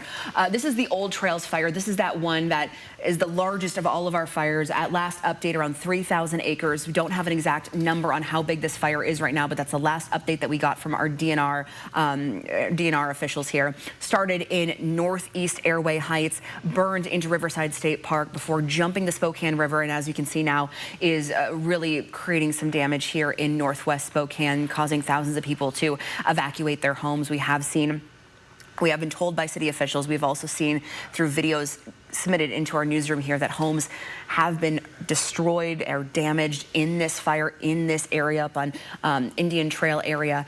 So this is something we're continuing to get new information on, but as of right now, the evacuation map has not moved for a while here in this Old Trails fire. Let's go up next to the Fairview fire that's burning in the Meade area. That's where our Alexander Conyards has been monitoring the situation up there for us. This one has expanded quite a bit during the last couple of hours here. You can see they added a little bit more of an evacuation level on the bottom on the south area of your screen here for the Fairview fire. Now, I am currently looking at these maps with you guys on the Spokane Regional Emergency, or Spokane County Emergency Communications page. That's where you're going to find the most up-to-date information on these maps. SREC 911 has all of the latest information. Now, with the boundaries of these, it's Mount Spokane Park Drive on the north, Orchard on the south, Market on the west, and then Forker on the east. Our Alexander Conyards has been showing us flames and a lot of smoke that has been coming out of this fire as people are working to evacuate this one here. We also want to bring you up to the fire that is burning up in the Suncrest area. This is also one that we're keeping a very close eye on right now. Now this one is the Autumn Lane fire. This one has also been expanding. Those level 3, the areas you see shaded in red here, those are the level 3 go now evacuations for this fire here. We're also been checking in with meteorologist Matt Gray. He's been telling us about a fire in the Suncrest area that's right across the river here that is also prompting level 3 evacuations at this point. This map that we're looking at right now is only Spokane County, but there are, as we've been learning throughout the morning, other fires, or through the day here, that other fires are burning in areas around here right now. So there are some Stevens County alerts for fires as well that are right across the Spokane River here. And these are things that we are constantly updating here in our newsroom. We are constantly refreshing to make sure that we're bringing you the latest information when it comes to evacuations here in our area. And an important thing that Mayor Lisa Brown touched on in that press conference that we brought to you earlier today is to check official sources for these evacuation levels, because you know, we just want to make sure that you're getting the correct information. We are doing that here. We're bringing you the latest that we have, and all of our crews that are out on the field have talked about the smoke that they're smelling, that they're tasting in the air. Our Matt Gray has been tracking that smoke with radar. We're going to send things over to you, Matt. What can you tell us? All right, yes, and yeah, tracking smoke. We were, when I was with you last, we talked about a little bit of dust that is also adding to that haze and the potential air quality, well, not potential air quality issues. There's going to be air quality issues around the region tonight, but I wanted to bring this to your attention as the sun now begins to set here over Spokane. From a firefighting perspective, that is important because we are going to see a lot of the air support begin to go home for the day. A lot of them cannot fly at night, and so we are going to kind of lose some of those air tanker support there.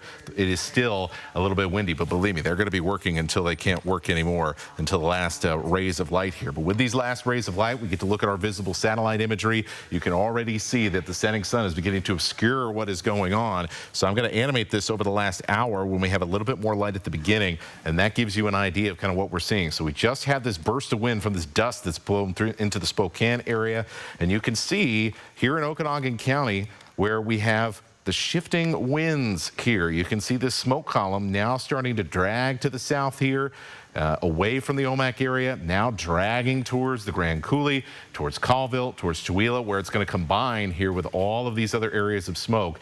And so as Jason showed you earlier, this is going to eventually lead to one big cloud of smoky nastiness as we head into tonight, as if we needed more issues to deal with. But air quality is going to be an issue as we head into tonight. Now, let's flip back over to the radar here. We do have some other things going on here. We mentioned, and Natalie and Mary mentioned, that in Stevens County, this fire that is burning across the river from Suncrest has prompted some level 3 evacuations here right in this kind of southern part of the Suncrest area.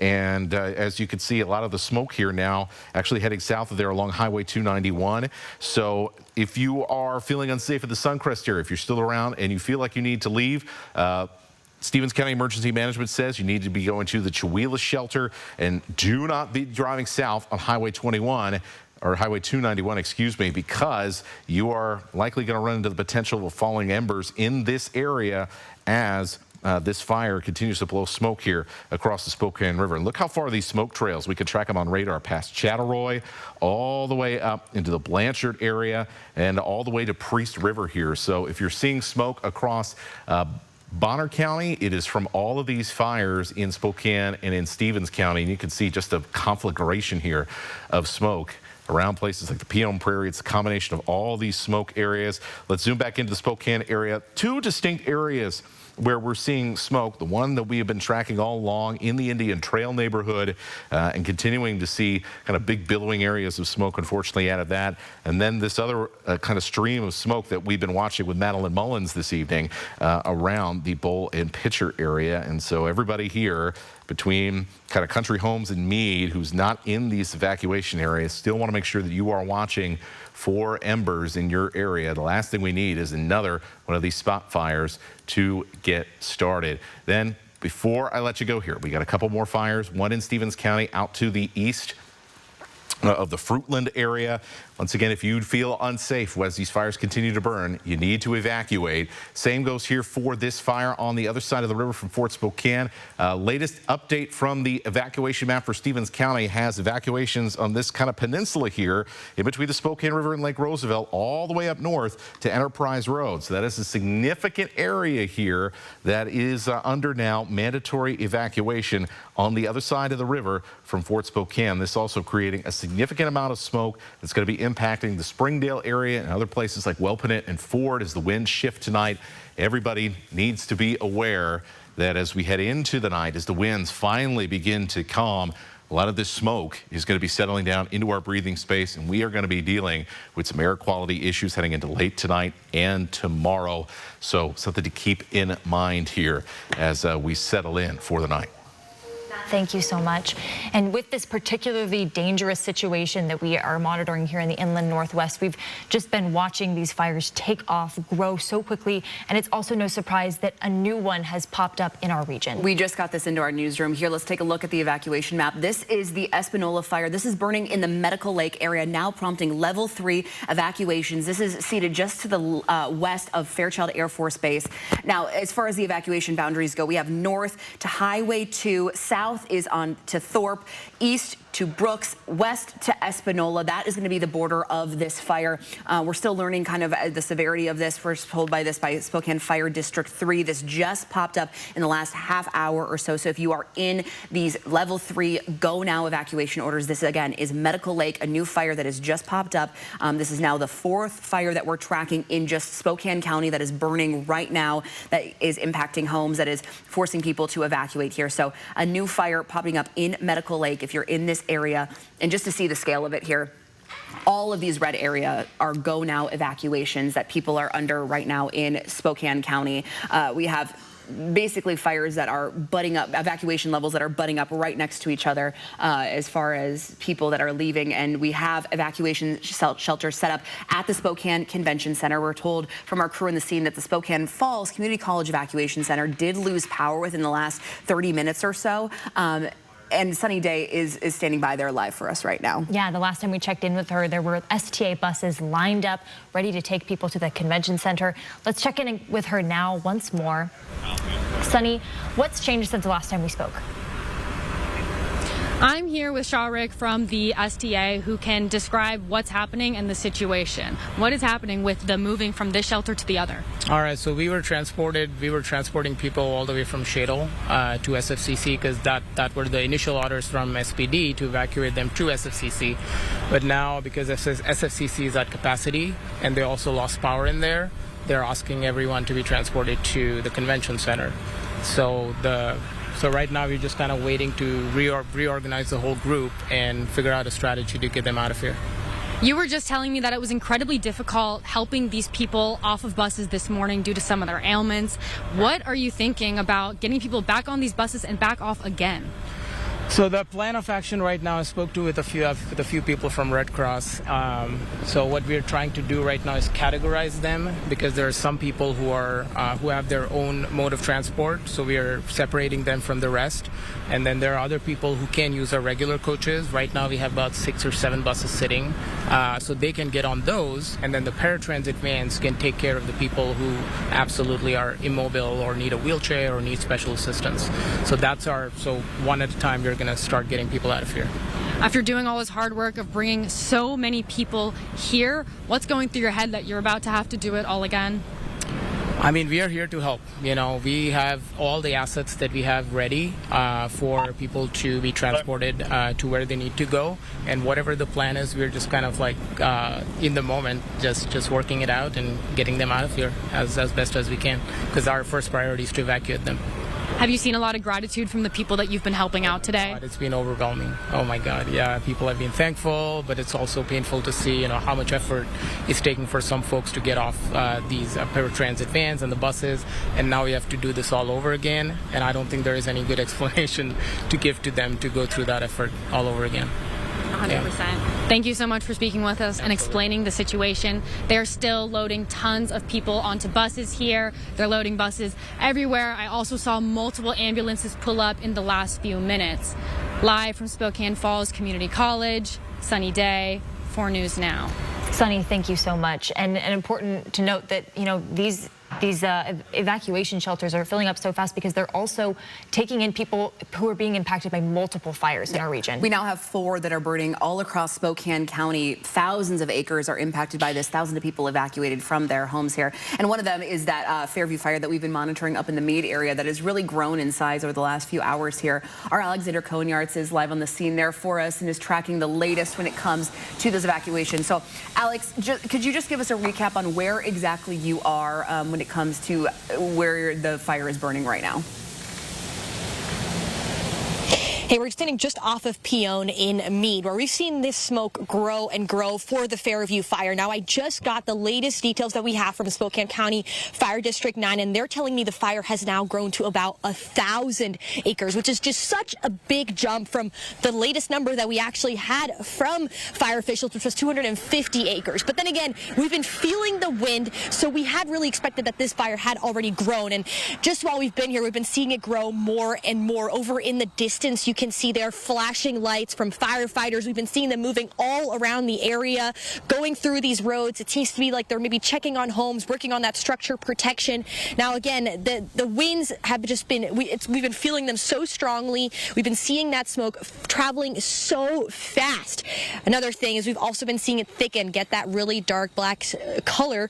On top of that, we've also been seeing some flames actually igniting over on the hillside. It seems like they have been put out right now, but that doesn't take away just from the concern that there is really for so many different families in this area specifically. Now, there are evacuation orders obviously in place for this fire. You can find the latest on those at our website at kxly.com. In this area specifically, as you can see from around me, it's really just smoky skies all around. It feels like every area that I'm looking in right now has smoke surrounded. You can smell it in the air. You can even taste it in your mouth. It is just so heavy in this area right now. Now, so important that we're staying up to date on the latest cities. You can always find information on those evacuation orders on the Spokane County Emergency Management website. Like we've been saying all morning, there are those centers as well that you can go to if you have been evacuated. So make sure that you're staying up to date on those. Now, we're going to be here continuing to track this fire as well as the other ones in our area. You can find the latest on them as well, of course, at KXLY.com. Reporting live, Alexandra Cohen-Yarts, 4 News Now. Thank you so much, Alexandra. And we just want to remind you the time is 8 o'clock now exactly, and the city of Spokane is asking people to stay off of the roads at this time. We were told that about half an hour ago that the city is now asking people, just due to the shifting visibility that's going to be outside. I mean, we've been seeing that for our crews when they're stationed all around Spokane right now, and we're just seeing varying points of visibility from these fires, and it seems like things are only going to keep progressing here. So the city is asking if you can. They're asking you to avoid driving after 8 o'clock tonight. If you must drive, if you have to be on the roads tonight, just be cautious and make sure that you're providing enough space between you and the car in front of you. We're going to take a quick break here, but don't go anywhere. We're going to return with more updates on the fires burning across our region. We'll be right back. Hey, you're not packing your toys for the Super Bowl? Nah, they got to hold down the fort while we're in L.A. Like Toy Story? Toy Story. The whole company's going. Let's roll. Let's go!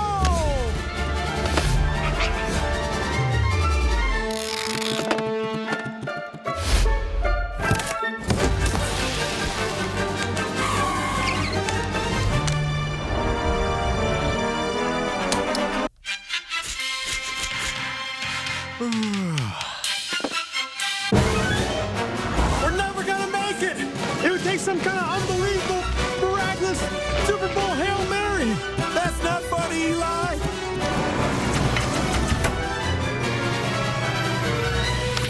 To Super Bowl 61 and beyond.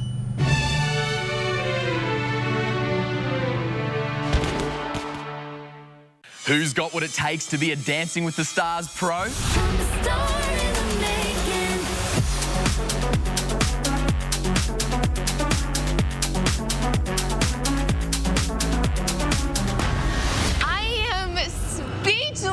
It was 100% the wrong choice. You're an assassin. You dance expensive. This is the next pro.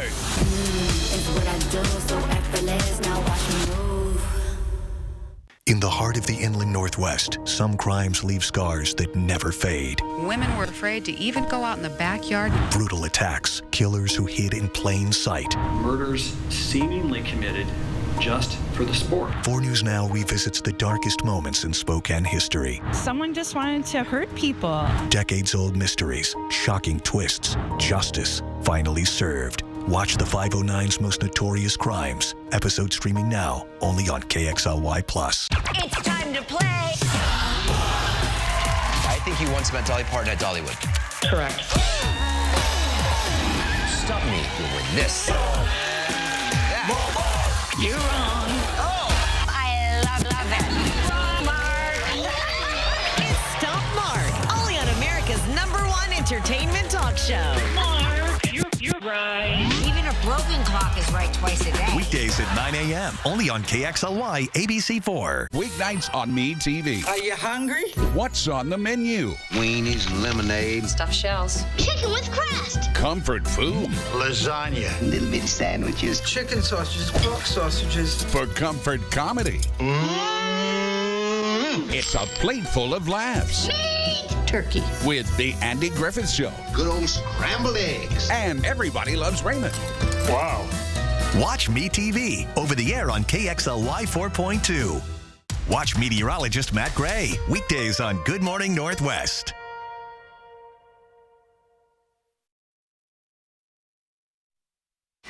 Welcome back. We are now just passing the 8 o'clock hour here, and we wanted to give you a live look from one of our cameras tonight as the sun is starting to set.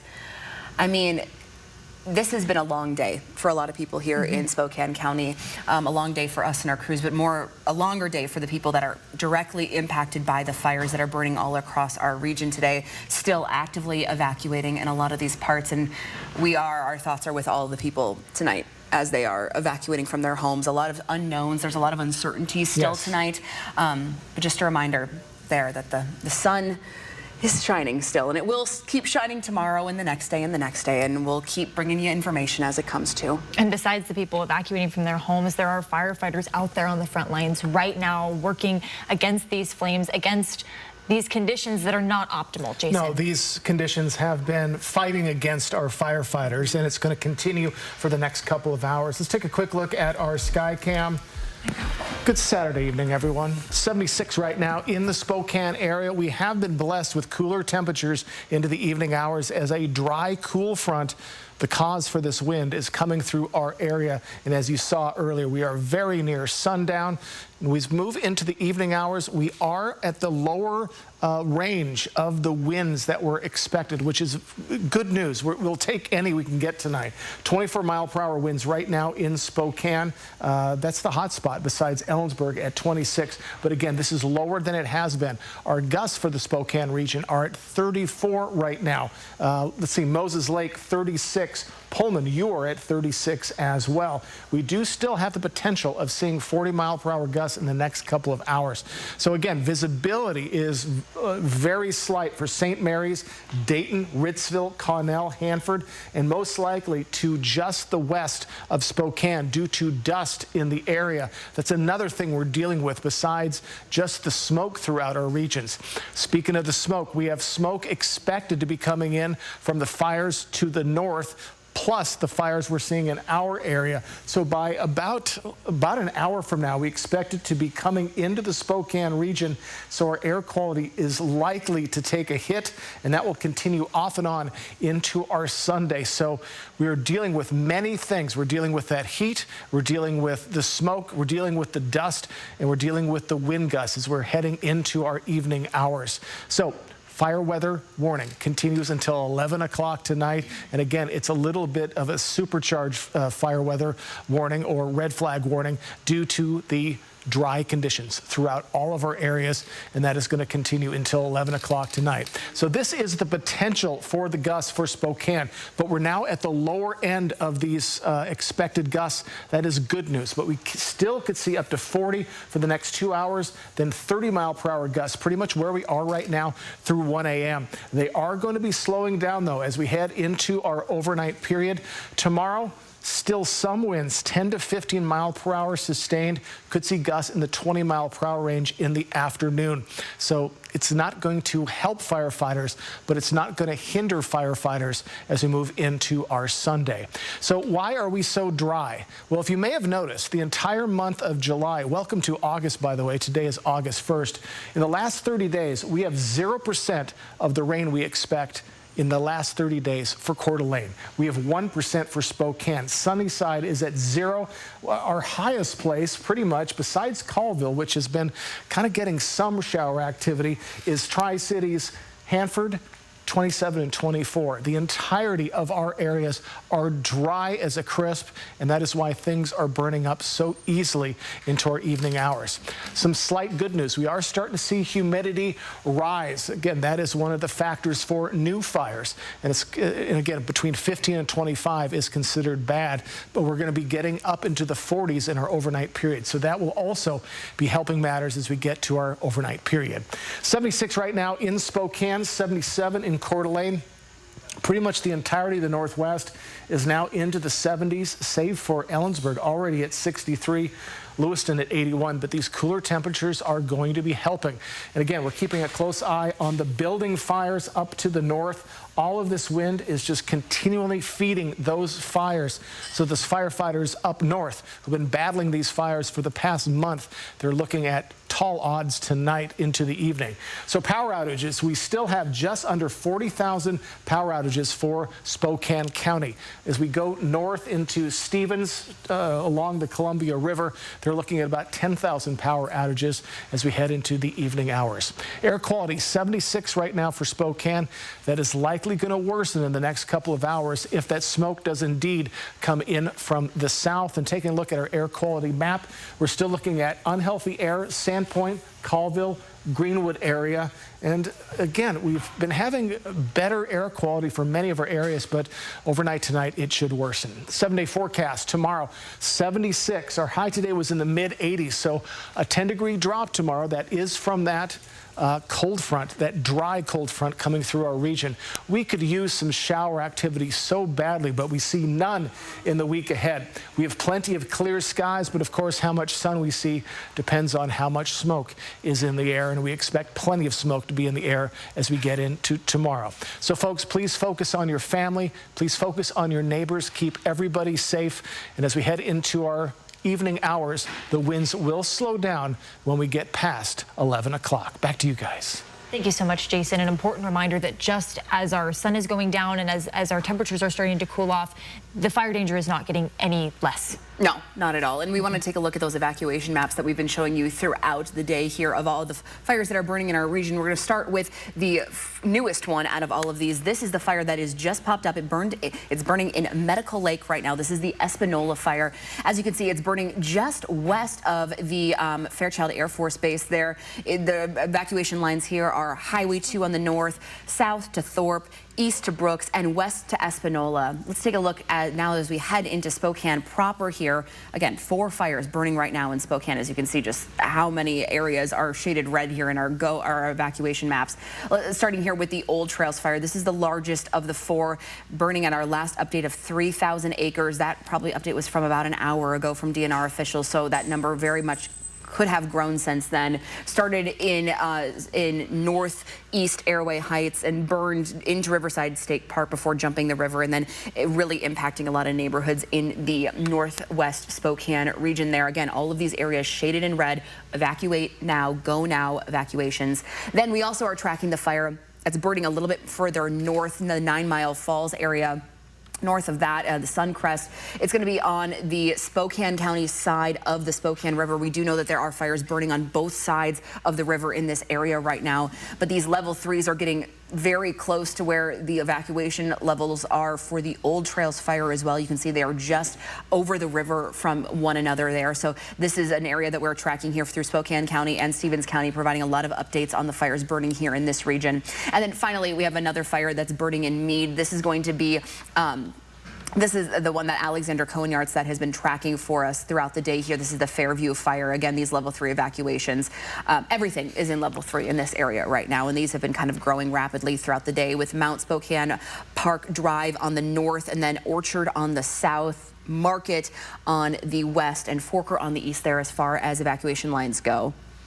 And we're going to take a closer look at the fire lines for that fire burning in Meade. We're going to go live to our Alexandra Cohen-Yards. Now, we've learned that as of 30 minutes ago, this fire was burning at around 1,000 acres. It could have changed since then, but we'll have Alex give us a live update from the scene. Alex? There as far as evacuation lines go. We're standing right off of Peone Road right now. We've been here for quite some time, and we've really been feeling those winds actually picking up more recently. You can probably hear them as well. And that's obviously causing this smoke to just travel so incredibly fast. I mean, take a look over there in the distance. You can actually see it just pumping out of those trees over there. And that's also where you can see a lot of flashing lights. There is, you know, a pretty heavy presence, obviously, here as they continue to deal with the Fairview fire, which we've been tracking now for the last few hours. Now, we got the latest numbers on it just moments ago. Spokane County Fire District 9 telling us it's now at just about 1,000 acres. They got that number from DNR 30 minutes ago. So they're telling me it might have even grown since that time itself. Now, they are asking the community to make sure that they are respecting these evacuation orders just because of how serious the fires are that we are dealing with in our area right now, telling us that, you know, it is not going to get better as the sun goes down. They're expecting these winds to continue into the next evening hours, and really just asking the community to make sure that if they've been evacuated, to stay away from their homes. Don't go back later tonight thinking that things might have gotten better, because they're unfortunately expecting things to get worse and for these fires to still continue to grow. Now, speaking of, they're telling me this is an ongoing fire that they are obviously working really, really hard on. The biggest challenge that they're telling me firefighters are having to deal with right now is obviously these winds, which are just making things so incredibly challenging. We can feel it all around the Spokane County area. We can smell the smoke all around the Spokane County area. Like I said earlier, in every corner that I'm I'm looking in right now, I feel like I can just see a bunch of smoke accumulating, which is just incredibly concerning. Again, you can find all the latest information on this, as well as the evacuation maps and where you can go if you have been evacuated, on our website at KXLY.com. Reporting live from Meade, Alexandra Cohen-Yards, 4 News Now. Alexandra, thank you so much. Important update there. Again, reminding us that this is an ongoing effort, will continue through the night. Yeah, and we do have evacuation shelters that are open at Spokane Falls Community College, although that one lost power within the last hour. And we are told that people are now transitioning over to the Spokane Convention Center if they need to evacuate. But I think I want to touch on something that Alex mentioned there, is that it's very tempting to try to go back home, especially as night grows closer, wondering if things would change throughout the night, if you could just wait it out in your home. Fire officials are telling you that is not the situation that you should be in at all. We have evacuation centers open for this very specific reason. These fires are not dying down at any means right now, and they are telling people that they need to be listening to these evacuation orders even as we start to get into the nighttime hours here. And if you have evacuated and you're thinking of something that you forgot, it's not worth it. No. And fire officials will back us up on that. Speaking of evacuation shelters, we're going to go live again to our Sunny Day, who is still at the Spokane Falls Community College, even as people are actively moving to the Spokane Convention Center. Sunny, what's new? People are actively moving, but they're moving really slowly. I'm here right now with Diane, a woman who was unfortunately evacuated earlier today. Diane, what was that like when you were evacuated from the place you live? It was a bit of a shock. It was like the only thing I could think of was MASH, bugging out.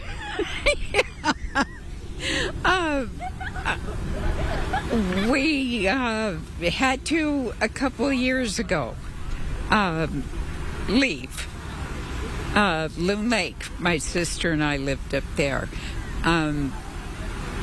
It was a bit of a shock, and when we were driving here, we saw the houses burning, and that was a revelation. You can't unsee that.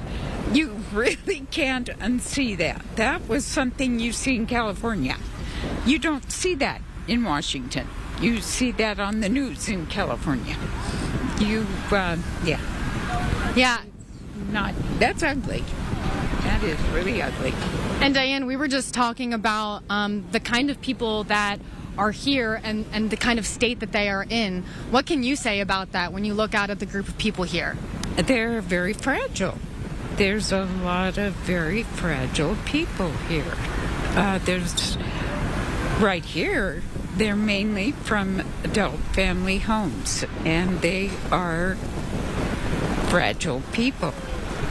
And they need to be home, not sitting outside in the wind. And are you thankful that this place is here for them to stay at? Very much so. It's a good, it's good, but it's not a long-term situation by any means. It's good that we have some place that we are, and disaster relief is fantastic, but there's a lot of very fragile people here. There are, and it's really sad to see, but it's really great that this shelter is here. The shelter is still here right now. People are moving onto buses slowly. For more information, check the city's emergency management page. Live from Spokane Falls Community College, Sunny Day, 4 News Now. Sunny, thank you so much. New information is coming to our newsroom from the National Guard. 2 units have now been mobilized to help assist with the fires that are burning here in Spokane. We did hear from our state leaders a little earlier today, just talking about how these resources were starting to come in. Now, these National Guard units are mobilizing tonight to help both the city of Spokane as well as Spokane County with these wildfires. They've specifically mobilized the 141st Security Forces Squadron from Fairchild Air Force Base and the 194th Security Forces Squadron from Camp Murray.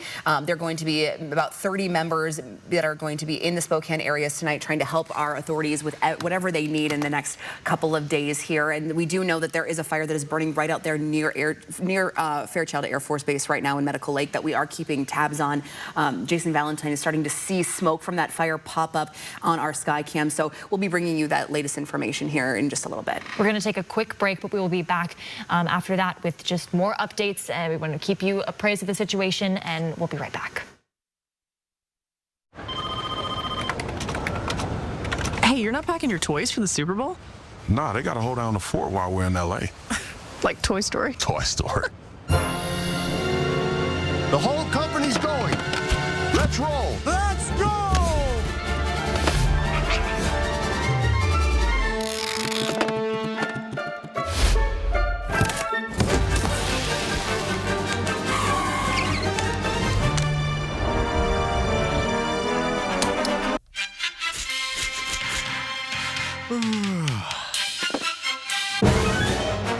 We're never gonna make it! It would take some kind of unbelievable, miraculous Super Bowl Hail Mary! That's not funny, Eli!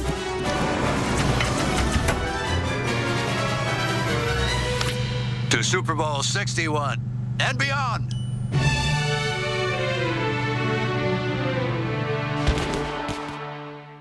Who's got what it takes to be a Dancing with the Stars pro?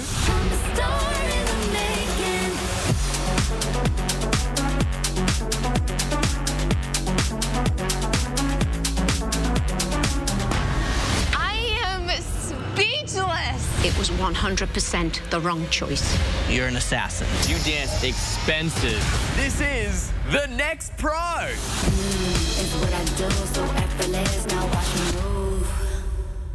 In the heart of the inland Northwest, some crimes leave scars that never fade. Women were afraid to even go out in the backyard. Brutal attacks, killers who hid in plain sight. Murders seemingly committed just for the sport. 4 News Now revisits the darkest moments in Spokane history. Someone just wanted to hurt people. Decades-old mysteries, shocking twists, justice finally served. Watch the 509's Most Notorious Crimes. Episode streaming now, only on KXLY+.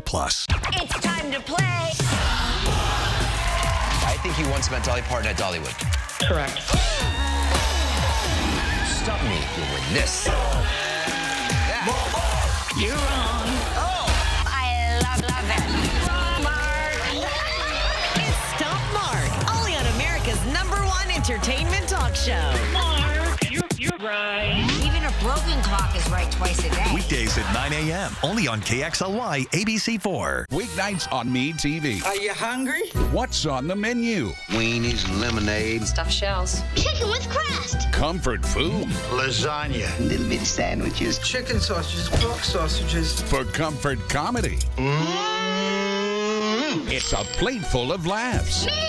Turkey. With The Andy Griffith Show. Good old scrambled eggs. And Everybody Loves Raymond. Wow. Watch Me TV over the air on KXLY 4.2. Watch 4 News Now, Emmy Award winner for Best Evening Newscast.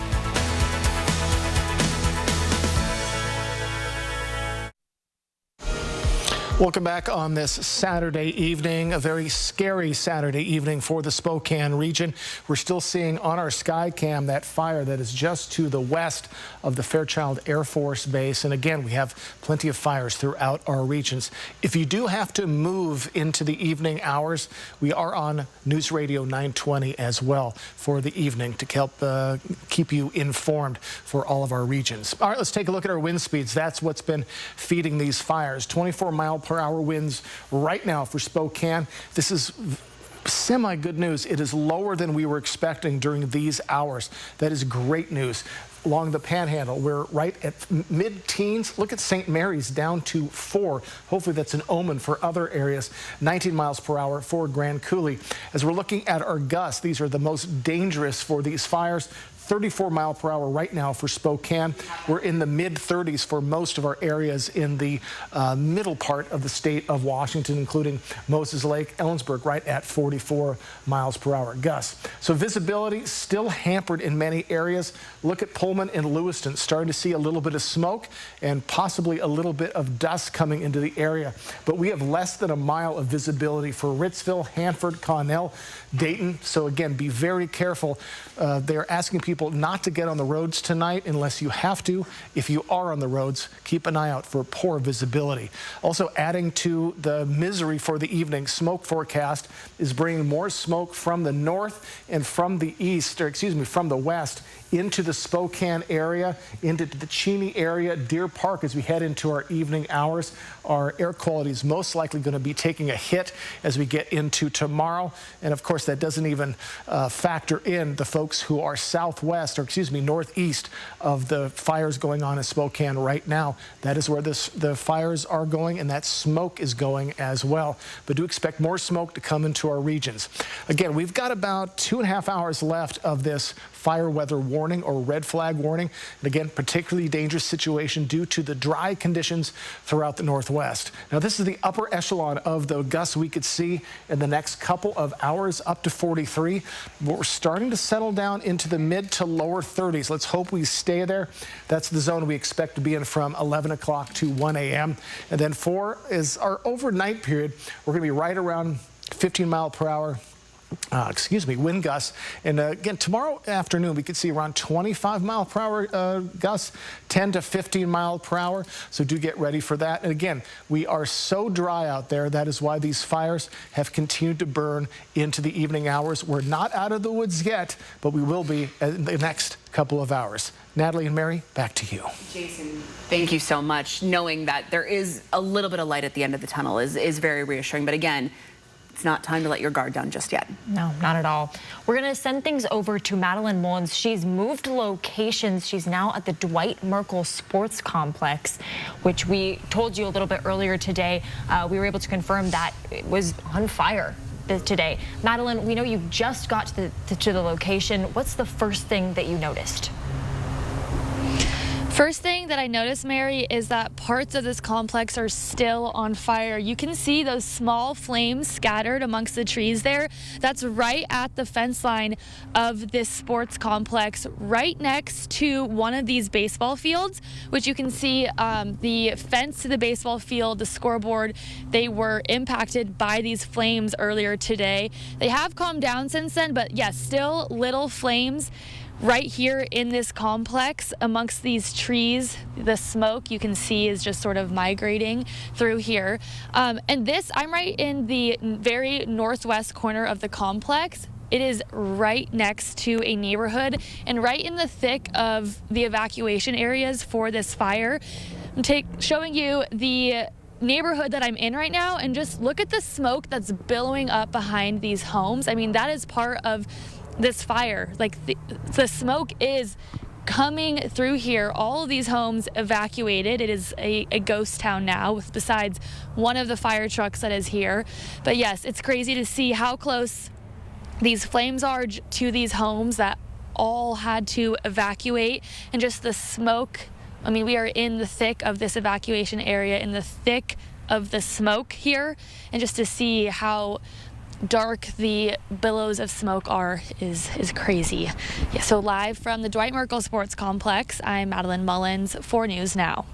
Madeline, thank you. It's crazy to see the sports complex like that when just earlier today they were hosting thousands of participants for an annual volleyball tournament. Yeah, and we have had video that was just submitted to our newsroom of actual flames over at Dwight Merkel that's going to be posted on our social media channels and here in just a minute here. And we've gone through such a roller coaster today with seeing all these different evacuations. We've been keeping you up to date on those evacuation levels today. And we currently, again, still have 4 fires that are burning just in Spokane County. There's a lot of other ones that are burning all across the region today, too.